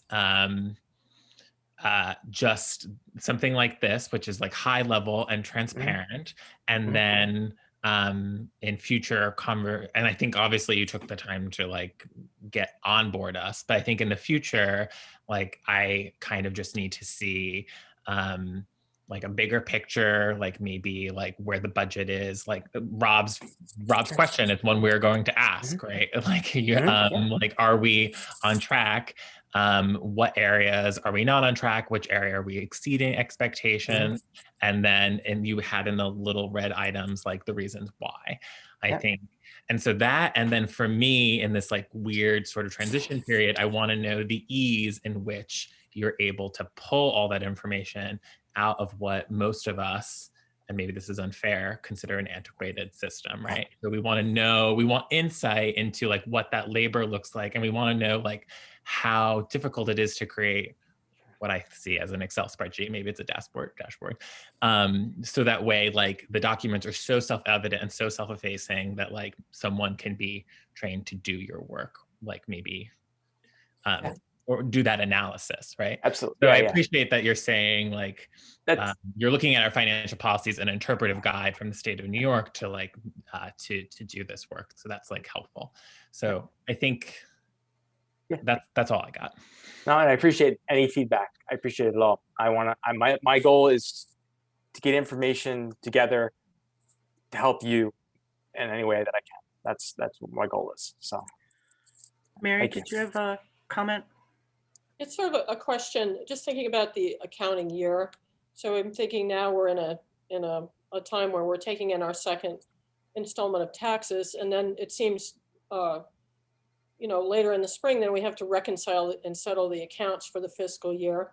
I'm just wondering overall within the accounting year, if there's an ideal time in which the capital budget should be developed, or could there be two phases of that, kind of a preliminary phase where the board is looking at some of the larger expenditures and then revisit it again in the fall before we get down into actual operating budget development, if you would have opinions on that. Or just experience from other towns, how they do that. I don't. I'd have to research, and I don't have on timing of developing those. I don't have experience. Okay, I don't that's have to fine. comment on that. Maybe Herb does. I don't know. Okay. Rob, did you have any specific comments? John? Do you find, I find this formatting so way better than the NIMRIC reports, though just the reams of documents that we're trying to sift through. So I appreciate the dashboard piece, and I appreciate everything that you had presented tonight, and the manner in which they were presented. I find it much easier just to go through. John? Yeah, so I mean, I agree that that's a more user-friendly presentation than NEMRIC's able to generate. I would sort of echo Roger's point that, you know, after this first like deep dive into everything, every nook and cranny of the financial statements on an ongoing basis, really like I continue. Uh-oh. John, you're breaking up. I'm back. You're back. That there could be one page that basically says, here's where we are relative to budget, right? Maybe here's where we were in the same month on a rolling 3-year average, right? My favorite budgeting tool, right? How do we look this month of 2021 relative to the last 3 years as a percentage of budget, right? And then statement from Herb. The Say that again. subjective, am I here? The subjective statement. Hello, hello. Yeah, go ahead. You're in and out. The subjective statement would be, we're a little behind, we're a little ahead, and here are the 3 or 4 main reasons why we're either ahead or behind. That's it. Yeah. That's all we really need to know. Yeah. In my view. And analysis over information for this group, right? Like we have a new group coming in. Well, who knows what they want, but like what we want is what this group has made clear is analysis. Information is great. We want to be able to access that, but like we really want the benefit of the narrative and the analysis. I think the one-pager suggestion that John had is even better than, you know, sometimes we might just want that and then might ask you to reproduce the sheet. But I'm still interested in knowing how much time this sheet takes. Like I want to know like the pulling of all of this, because there should be like a training component and a handoff component to this work. Was it was it difficult getting that data from NIMRIC and just plugging it into your dashboard? No, it wasn't actually. It just took me a little time to set up the spreadsheets and the templates. My goal is along the same lines as Roger. I want to be as open and transparent in creating these. So if I disappear tomorrow, somebody else can pick these up and know where the information came from and can input the information into them, and they can come up with the same thing that I just came up with.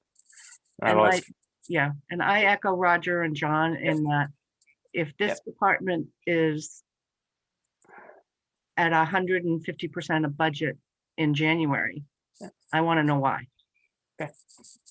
And if this one is 20% of budget, like you presented tonight, it's nice to know why too. And the corresponding revenue, if there are connections between an item that has a, you know what I'm saying. But Absolutely. Yep. I appreciate the effort, the Thank work, you. and Thank you. the report for sure. Thank you.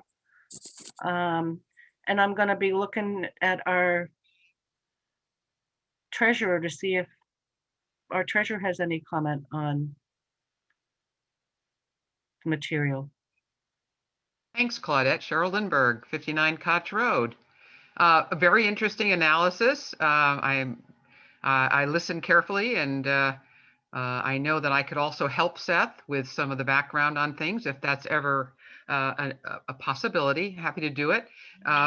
There is a VTGFOA, it's an association of Vermont Government Finance Officers. We are always willing to help. GFOA is our national association for municipalities or government accounting. And I would urge you to reach out to that webpage for resources on best practices and understanding government accounting.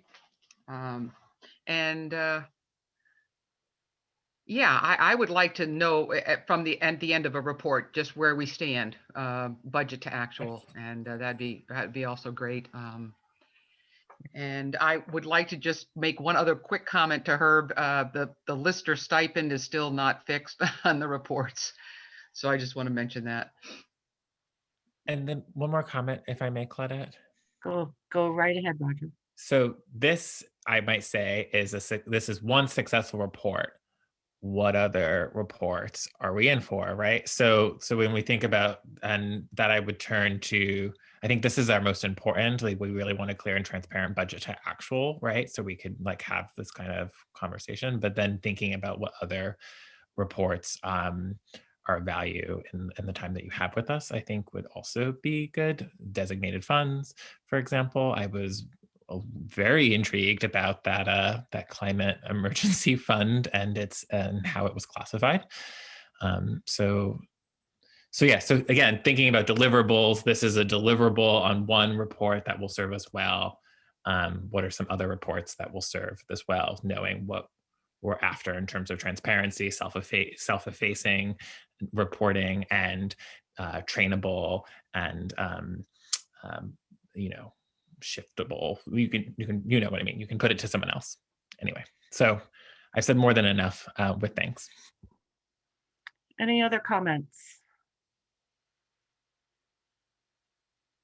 Seeing none. Thank you again, Seth. Thanks, Seth. Thank you. So then we will Thank move you. on if there are no other comments. Okay, moving on. The police department proposal for a cruiser purchase. So start with a motion, if there's anyone willing to make that motion, go from there.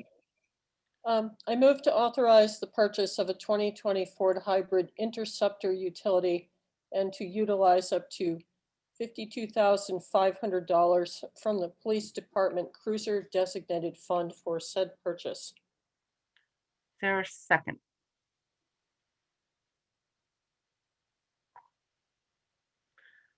Seconded by Rob.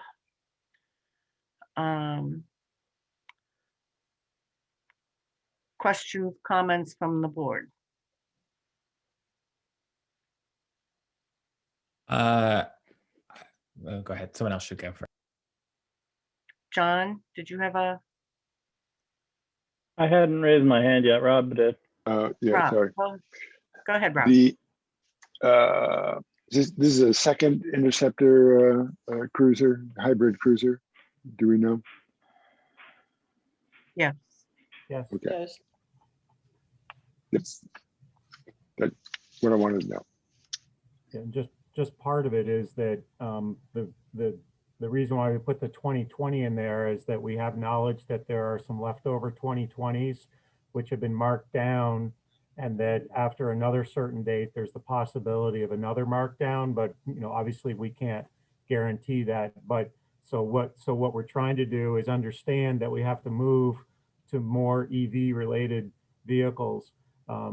But with some of the being able to come forward with a full 100% EV right now, we think is too difficult for Norwich, not impossible, but too difficult, so that if we can do another hybrid with a lesser cost, and then as we get into, and then hopefully by the time we get to the third cruiser, that we might have, say, the Mach-E information and maybe some more, some better information with regard to the Tesla or another vehicle that's out there. So that's Chief, why did you? we're trying to save some money, but also recognize that we do have to move toward EV. Chief, you had a comment? You have a question, or I'm sure you have a comment. Yes, ma'am. I just wanted to provide additional information. The vehicle we're looking at obviously is the 2013 Ford Taurus, listed as EQ4. Currently has 108,000 miles. The proposal before you speaks to requesting from Ford that vehicle in July, but not putting it into actual acquisition or use until December. And just to be clear, although it would be acquired in December, there still is additional upfit time. So that vehicle would not actually go into place until January or February of 2022. To keep that in mind, the vehicle has 108,000 now, which means sometime around December, EQ4 will probably have approximately 120,000 miles on it. What we're looking at trying to do is make sure that we reduce the fleet from 4 vehicles down to 3 vehicles. In order to do that, we need vehicles that are able to operate successfully. By acquiring this third cruiser, that will accomplish that. We currently have the 2017, which is the newest of our old fleet, and that has approximately 53,700 miles. The new 2020 hybrid, which was authorized in August of 2019, which currently has 2,225 miles. And this potential new hybrid here, which would come in at 0 miles. That would allow us to sell EQ1 and EQ4, reducing the police department fleet down to the 3 vehicles, which is our goal. Both EQ1 and EQ4 are fossil fuel dependent, and they would be, we're estimating at EQ1 at about 93,000 miles and EQ4 at approximately 120,000 miles in December, January, when those would be being replaced. I only bring that up in that the reason that we're looking to get the authorization for the money now, even though we would not be placing the request until July, is that after speaking with several companies, predominantly in New Hampshire, they seem to have the best deal right now. They're about $3,000 to $5,000 cheaper than Vermont. Is that there were some 2020 vehicles that were purchased in 2019 that due to COVID or other reasons, police departments were not able to follow through with. They are currently offering a reduction. When that vehicle, this same vehicle was purchased in August of 2019, it was $37,000 for the hybrid vehicle. They are currently offering it for $32,000. Now there's not a lot of those out there. So for example, Irwin Ford, which you'll see is quoted, currently has a 2020 vehicle, 0 miles, still on the lot. It is exactly identical to the vehicle that we had requested initially, is now being offered at $32,000 with a possible, and I do say possible, price reduction post July 1, because the new 2022 vehicles come out, which impacts obviously the price of the initial. So what we're looking to do is to request money from the use of the funds. We currently have sufficient money in the designated fund balance. And although the 52,000 taken from the 65 would reduce that fund balance down potentially very significantly, I would point out that 2 things. One, although you authorized approximately $65,000 for the previous vehicle, we did not use 18,000 of that because we were able to get grants and other things to cover those costs and reductions. So at times we asked for the full amount, fully understanding that there might be some reductions in place. Furthermore, we were able to sell the last vehicle for $10,000 to a private town sale from one municipality to the other. We were originally quoted as only being able to receive, it was either 2,200 or 2,300. I apologize, I can't recall exactly the number, is what we were anticipating getting from a Ford trade-in. So we benefited by a pretty significant amount. In this case, we would be selling EQ1 and EQ4, both with significant mileage on them. So I would not anticipate that we would be able to recoup $10,000 per vehicle. But I don't think it's unreasonable to think that if we were to have sufficient time, we could reach out to municipalities with constables or others who had a different need for vehicles and sell those probably at an increased rate over the other. So again, just looking at down the road, I just wanted to be clear, this new vehicle would not go into play as far as actual functional use until essentially January of 2022, possibly February, depending on how long the upfit takes, and would successfully reduce our fleet down to 3. So, which leads me to ask a couple of questions. Why would we want to wait? If we could get a vehicle off the lot now, then we could retire. We wouldn't have to wait until the end of the year and putting in all of that repair work into 2 cruisers that we are planning on selling as soon as we get the new one. So why would we wait? Why not? And the money that could be saved by waiting until a new model year might not even match what we would be paying for repairs in the cruisers. Absolutely, that's always a possibility. One of the things that the Norwich Police Department takes pride in has been our ability to find grants for different equipment for that upfit to help offset the costs. And the only concern I might have would be that if we purchased the vehicle and then attempted to put it into place right away, there wouldn't be sufficient time to write grants for radar equipment or for all the myriad of things that go in there. So I'm very supportive of getting a vehicle and getting it into play right away. It just obviously would impact my ability, or I apologize, the future chief's ability to write grants. That's the only potential. To me, it's just the offset with putting dollars into vehicles that we know we're not going to use is foolish. So I agree with you. The quicker we could get rid of those vehicles. If we're gonna purchase one, if we're gonna go that route, then we should. My personal belief is that we just do it now. That I would What? request a modification from my original recommendation of the date of invoice of 7/1 to moving it to whatever the board saw fit. Yeah, but I'm we haven't even come to agreement as a board whether or not they want to go this route. So. Right. So I have a couple of questions too. Is that okay? Yeah.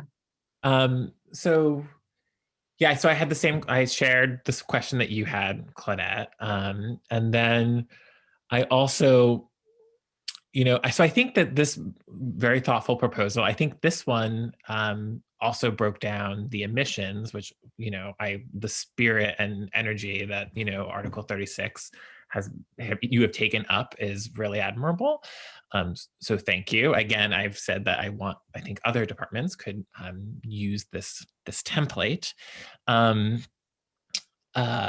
But that being said, I think this came out of Claudette's sort of question of, well, if we're paying money on repairing cruisers, then is there a proposal that we should consider? And so to me, you met that rhetorical question head on. And so now we're dealing with the result of a rhetorical question. And and I'm also concerned about the ability of our current and future department to raise the grant funds that that our police chief has shepherded. So I'm concerned about the timeline of making this, and then obviously the December we may have someone in place and well established, but there is a degree of uncertainty with that I'm not necessarily comfortable with. And then finally, I feel like no one has really addressed my question about what is it about our operations that require this number of cars in the first place? Is there some policy that I am not privy to that speaks to, for every number of officers, this is the fleet that is required? The fleet has reduced before from 3, but the only answer that has been provided is because it meets the best interests of the town. And so if there's documents that I am not carefully considering or that I have overlooked, forgive me, but I haven't seen, what is it about our operations that requires 3 or 4 or none for that matter, right? I know that we need cars, but I think you take my point.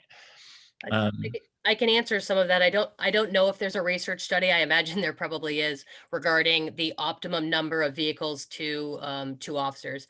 I Yeah. can say, for example, next door in Thetford, every officer has their own cruiser. I can say that that's also the same in Canaan. Both of those police departments I'm familiar with. So I know it's one cruiser, one cruiser per officer. When you start to look at the process, for us, it comes down to a general need and demand. So for example, during the day, you have a police officer on shift and you have your chief, and then we have an officer who has traffic court, or you have an officer who needs to respond to another call, or an officer who has a training, or an officer who's responding away for a deposition. The challenge to that is many times people will say, well, can't they just take their own car and pay mileage?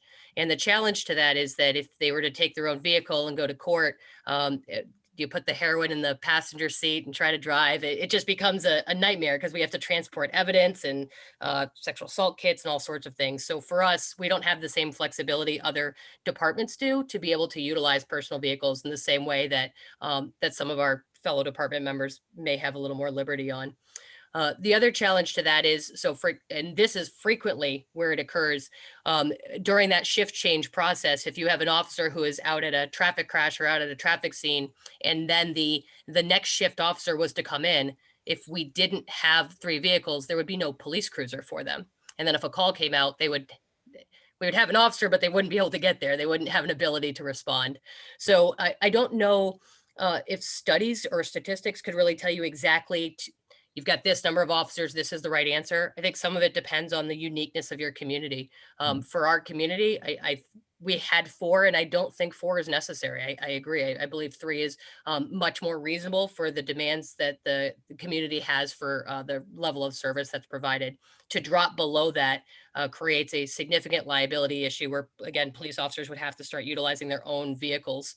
And I couldn't possibly recommend that.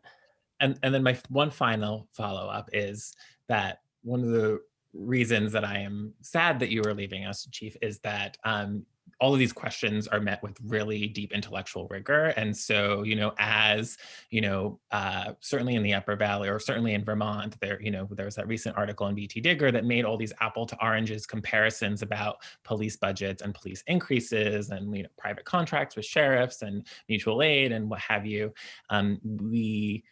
We could have, I imagine, a very deliberative conversation about, all of these needs via the capital budgeting program, which today, the elephant in the room, is not adopted. And so procedurally, and we have been doing this, this has been just a realization of mine that we continue to make these purchases without an approved capital plan. And so I don't know how much we want to continue on about contradicting ourselves, making these purchases, and not having this conversation just modeled the kinds of things you learn in a deliberative capital budgeting process, which we unfortunately didn't have. And so I want to ask more questions about personnel, policing, and the equipment they need. What are our once we agree to have a 24/7 police force with certain officers, what are our obligations to just fund, in a rubber stamp way? What are our obligations to question more meaningfully, right? I'm particularly interested in this department, in addition to all the others. So I'm keen on not wanting to take any action right now. And I'll step back. Thank you. Rob, Mary, or John, questions? Comments?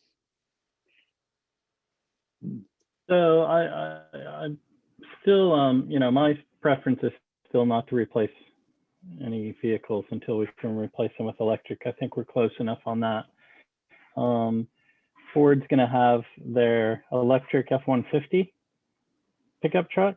That addresses every single concern that I heard last week or last meeting about the concerns of using a sedan again, which we used to always use sedans here. But so if we can't use sedans anymore, the F-150 electric is not a sedan. It's got four-wheel drive, it's got all the clearance, it's got way more torque than any police car has ever had.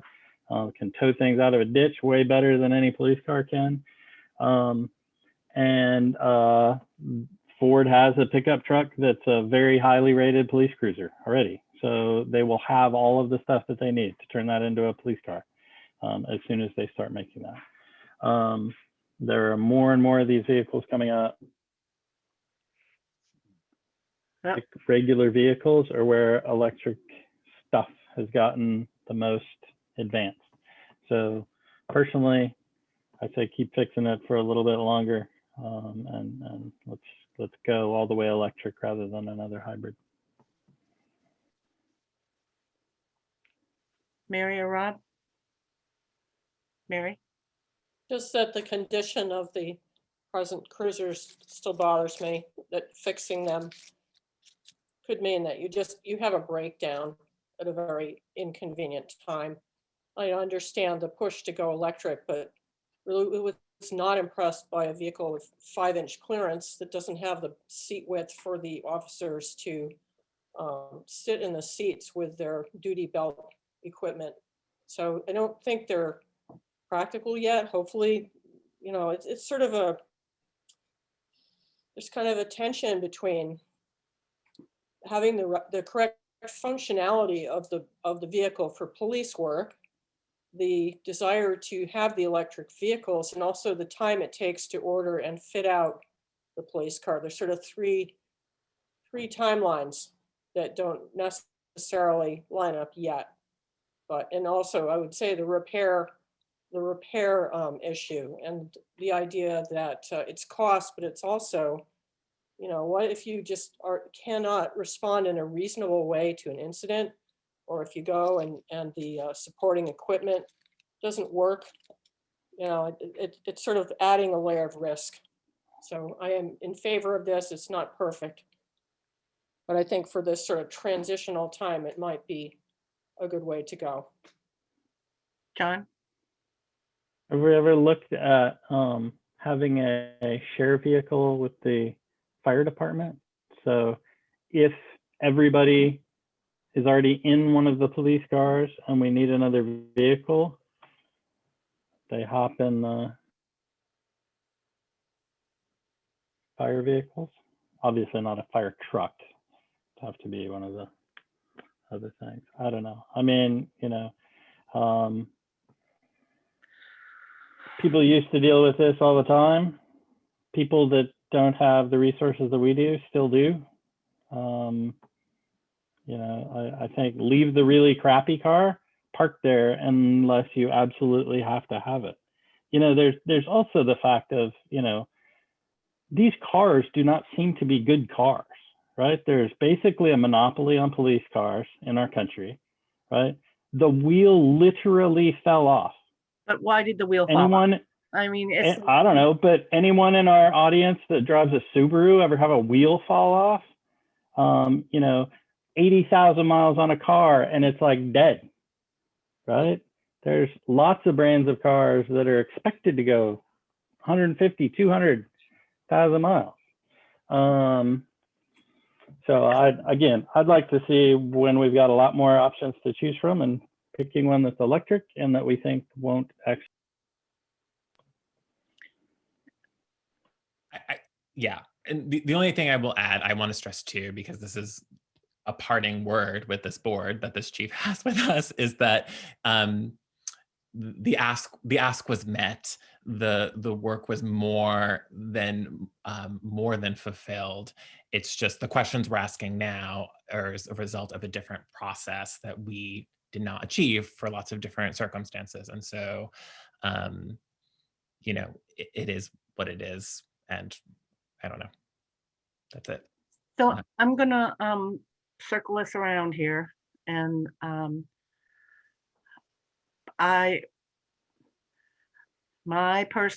we have a motion on the table and a second.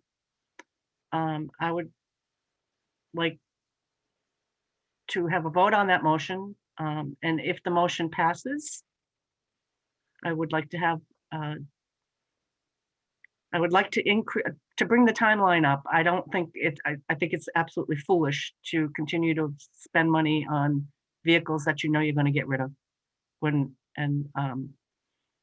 let's get the hybrid here as soon as we can and retire one vehicle, and that change, that changes the equation with outfitting with supplies and from 4 down to 3. So, but let's get the vote first. Can you Mary, repeat the motion? we had a motion. Mary made the motion, Rob seconded. Can you repeat it just so I can be clear? Oh, sure. The motion was to authorize the purchase of a 2020 Ford Hybrid Interceptor utility and to utilize up to $52,500 from the police department cruiser designated fund for said purchase. Thank you. Mary, how do you vote? I vote yes. Rob? I vote no. John? No. Roger? No. And I'm a yes. So the motion fails. And so I know, yeah, okay. So the motion fails. But we should continue, like this proposal exists. Like, I think we have to just be committed to taking it up in the future. I don't know. Okay.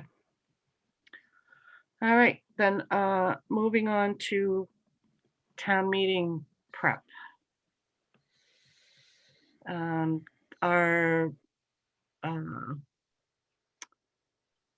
The select board presentation is included in the packet. And really I think it's all we're looking for is a head nod that everybody's okay with the presentation. Mhm. And then if Herb, I don't know if your conversation with John, Carol,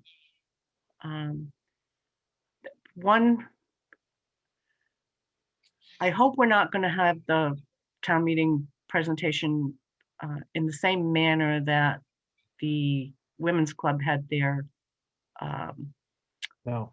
candidates forum, because it's the, thank you. So for those that didn't get to the candidates forum, it was all questions were submitted via chat, which to me was and the problem that I found is that there were questions flying up on the chat that were not Asked. Yeah. and that so there was some selectivity of the questioning occurring, which I think cannot happen. So Yeah, that's not fair. So is there anything, Herb, you need from us prior to Monday night? I just want to make sure that you understand, John, you're going to have 10 minutes to do the presentation. So you're going to have to fly through those things. And the school board has the same allocation. The meeting will be held basically like the moderator did for your August special meeting. And we're going to upgrade the Zoom account to allow for 500 participants. So that, because I know we're going to get up over 100 on Monday. And then it's not going to be like the candidate forum. But people will have to speak in order to ask their questions. So we'll do the hand raising type stuff that like Roger normally does in these particular meetings. CATV is going to do it live like we did for the August special meeting. So what will initially happen behind the scenes is they actually will open up the meeting, hook up, make sure that they're all live, and then they'll transfer the hosting over to me.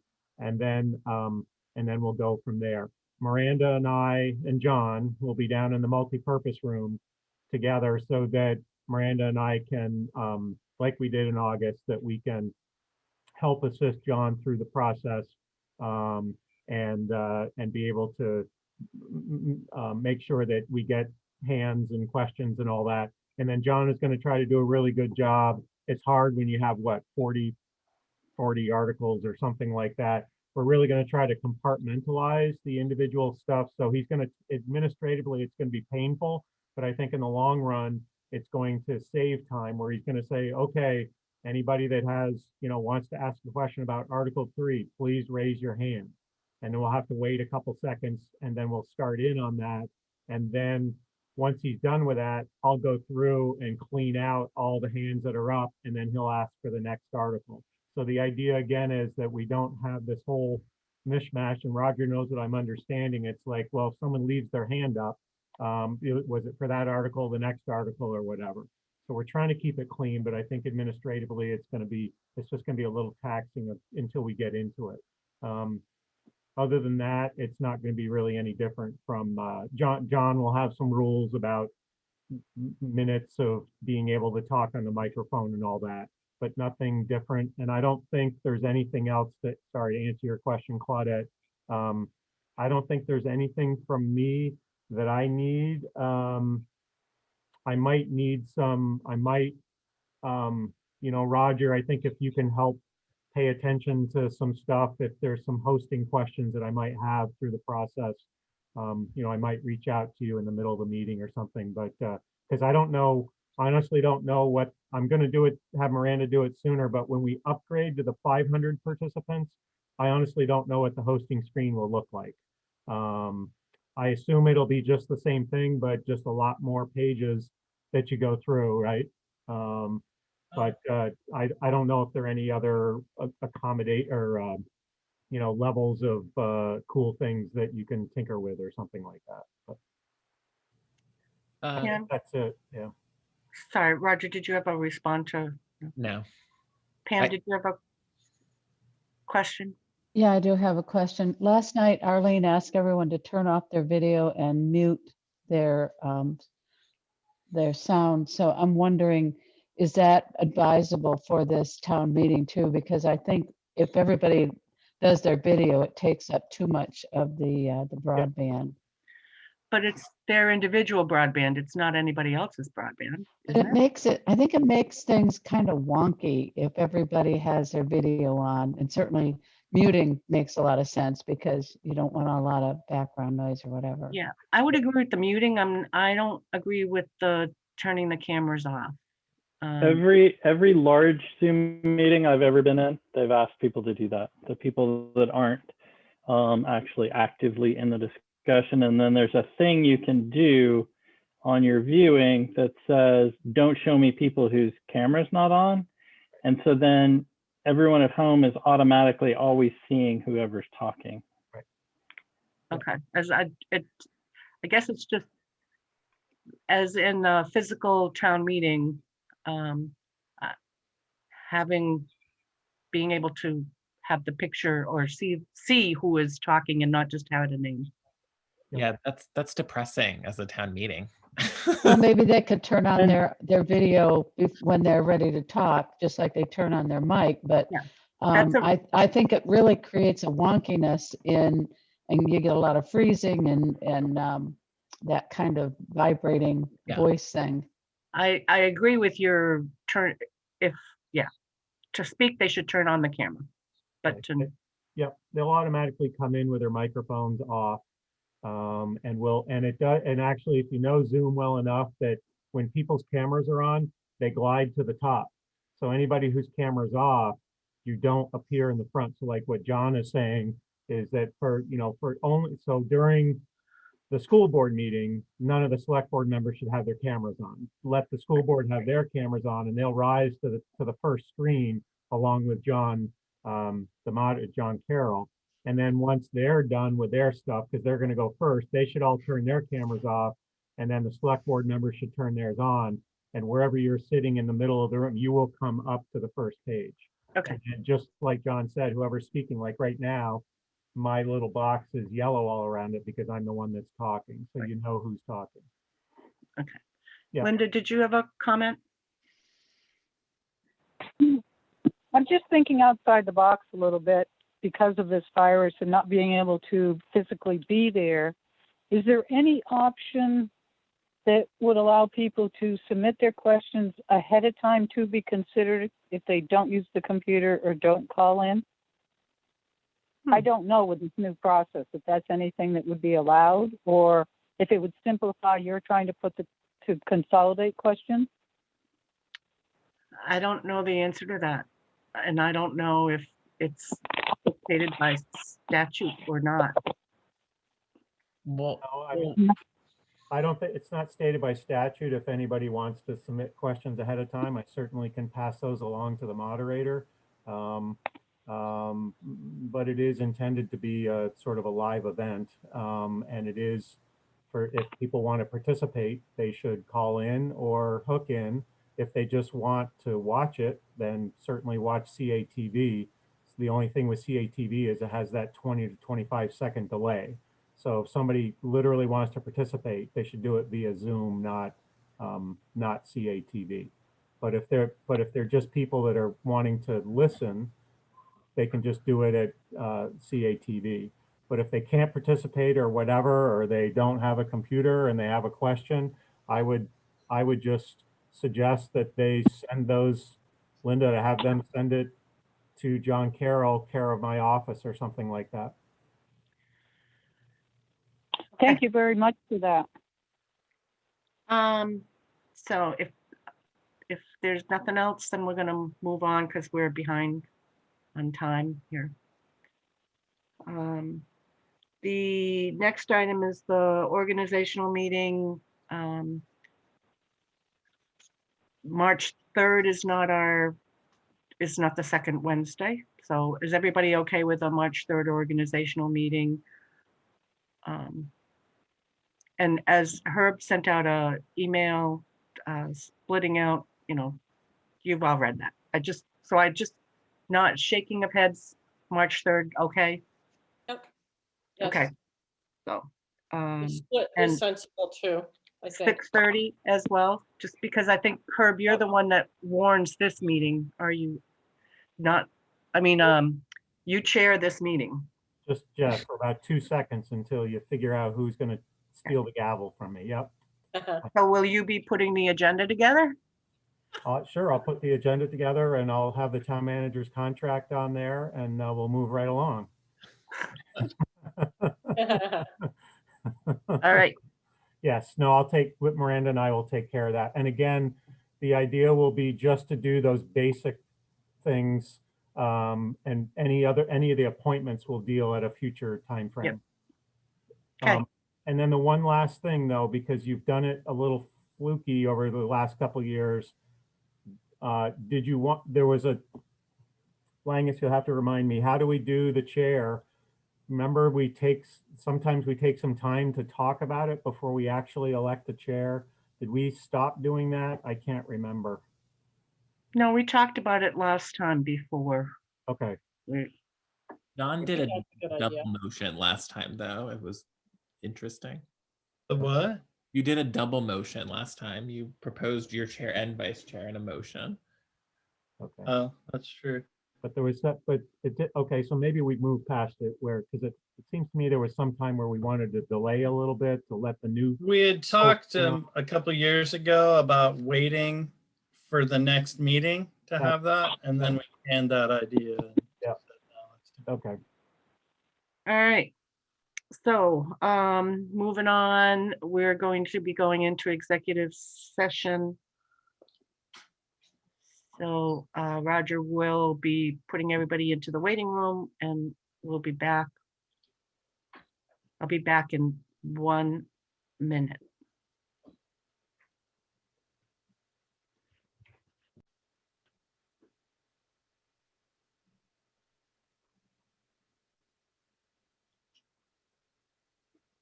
I thought they went into the waiting room after you make the motion. I thought so too, but yeah. Oh yeah, thank you. Sorry, I forgot about the motion. I wondered if I'd totally freaked out. No. I'm getting everyone So back. I'd make it Do over. do over. Is everyone back in? Yes. Claudia, are you I make still that here with motion? us? Yeah, sorry, do over. Bring everybody back in. Quickest session ever. So is there a motion to enter executive session? Yeah, I move to enter executive session under 1 VSA section 313A3 to discuss the town manager performance improvement plan and to invite the town manager to join said session. Is there a second? Second. Okay, motion in a second. We'll roll call. Mary, Yes. Rob, Yes. Roger, Yes. John, Yes. and I'm a yes. And the board will meet privately first, and then we'll invite Herb. And now I have to step away for a minute.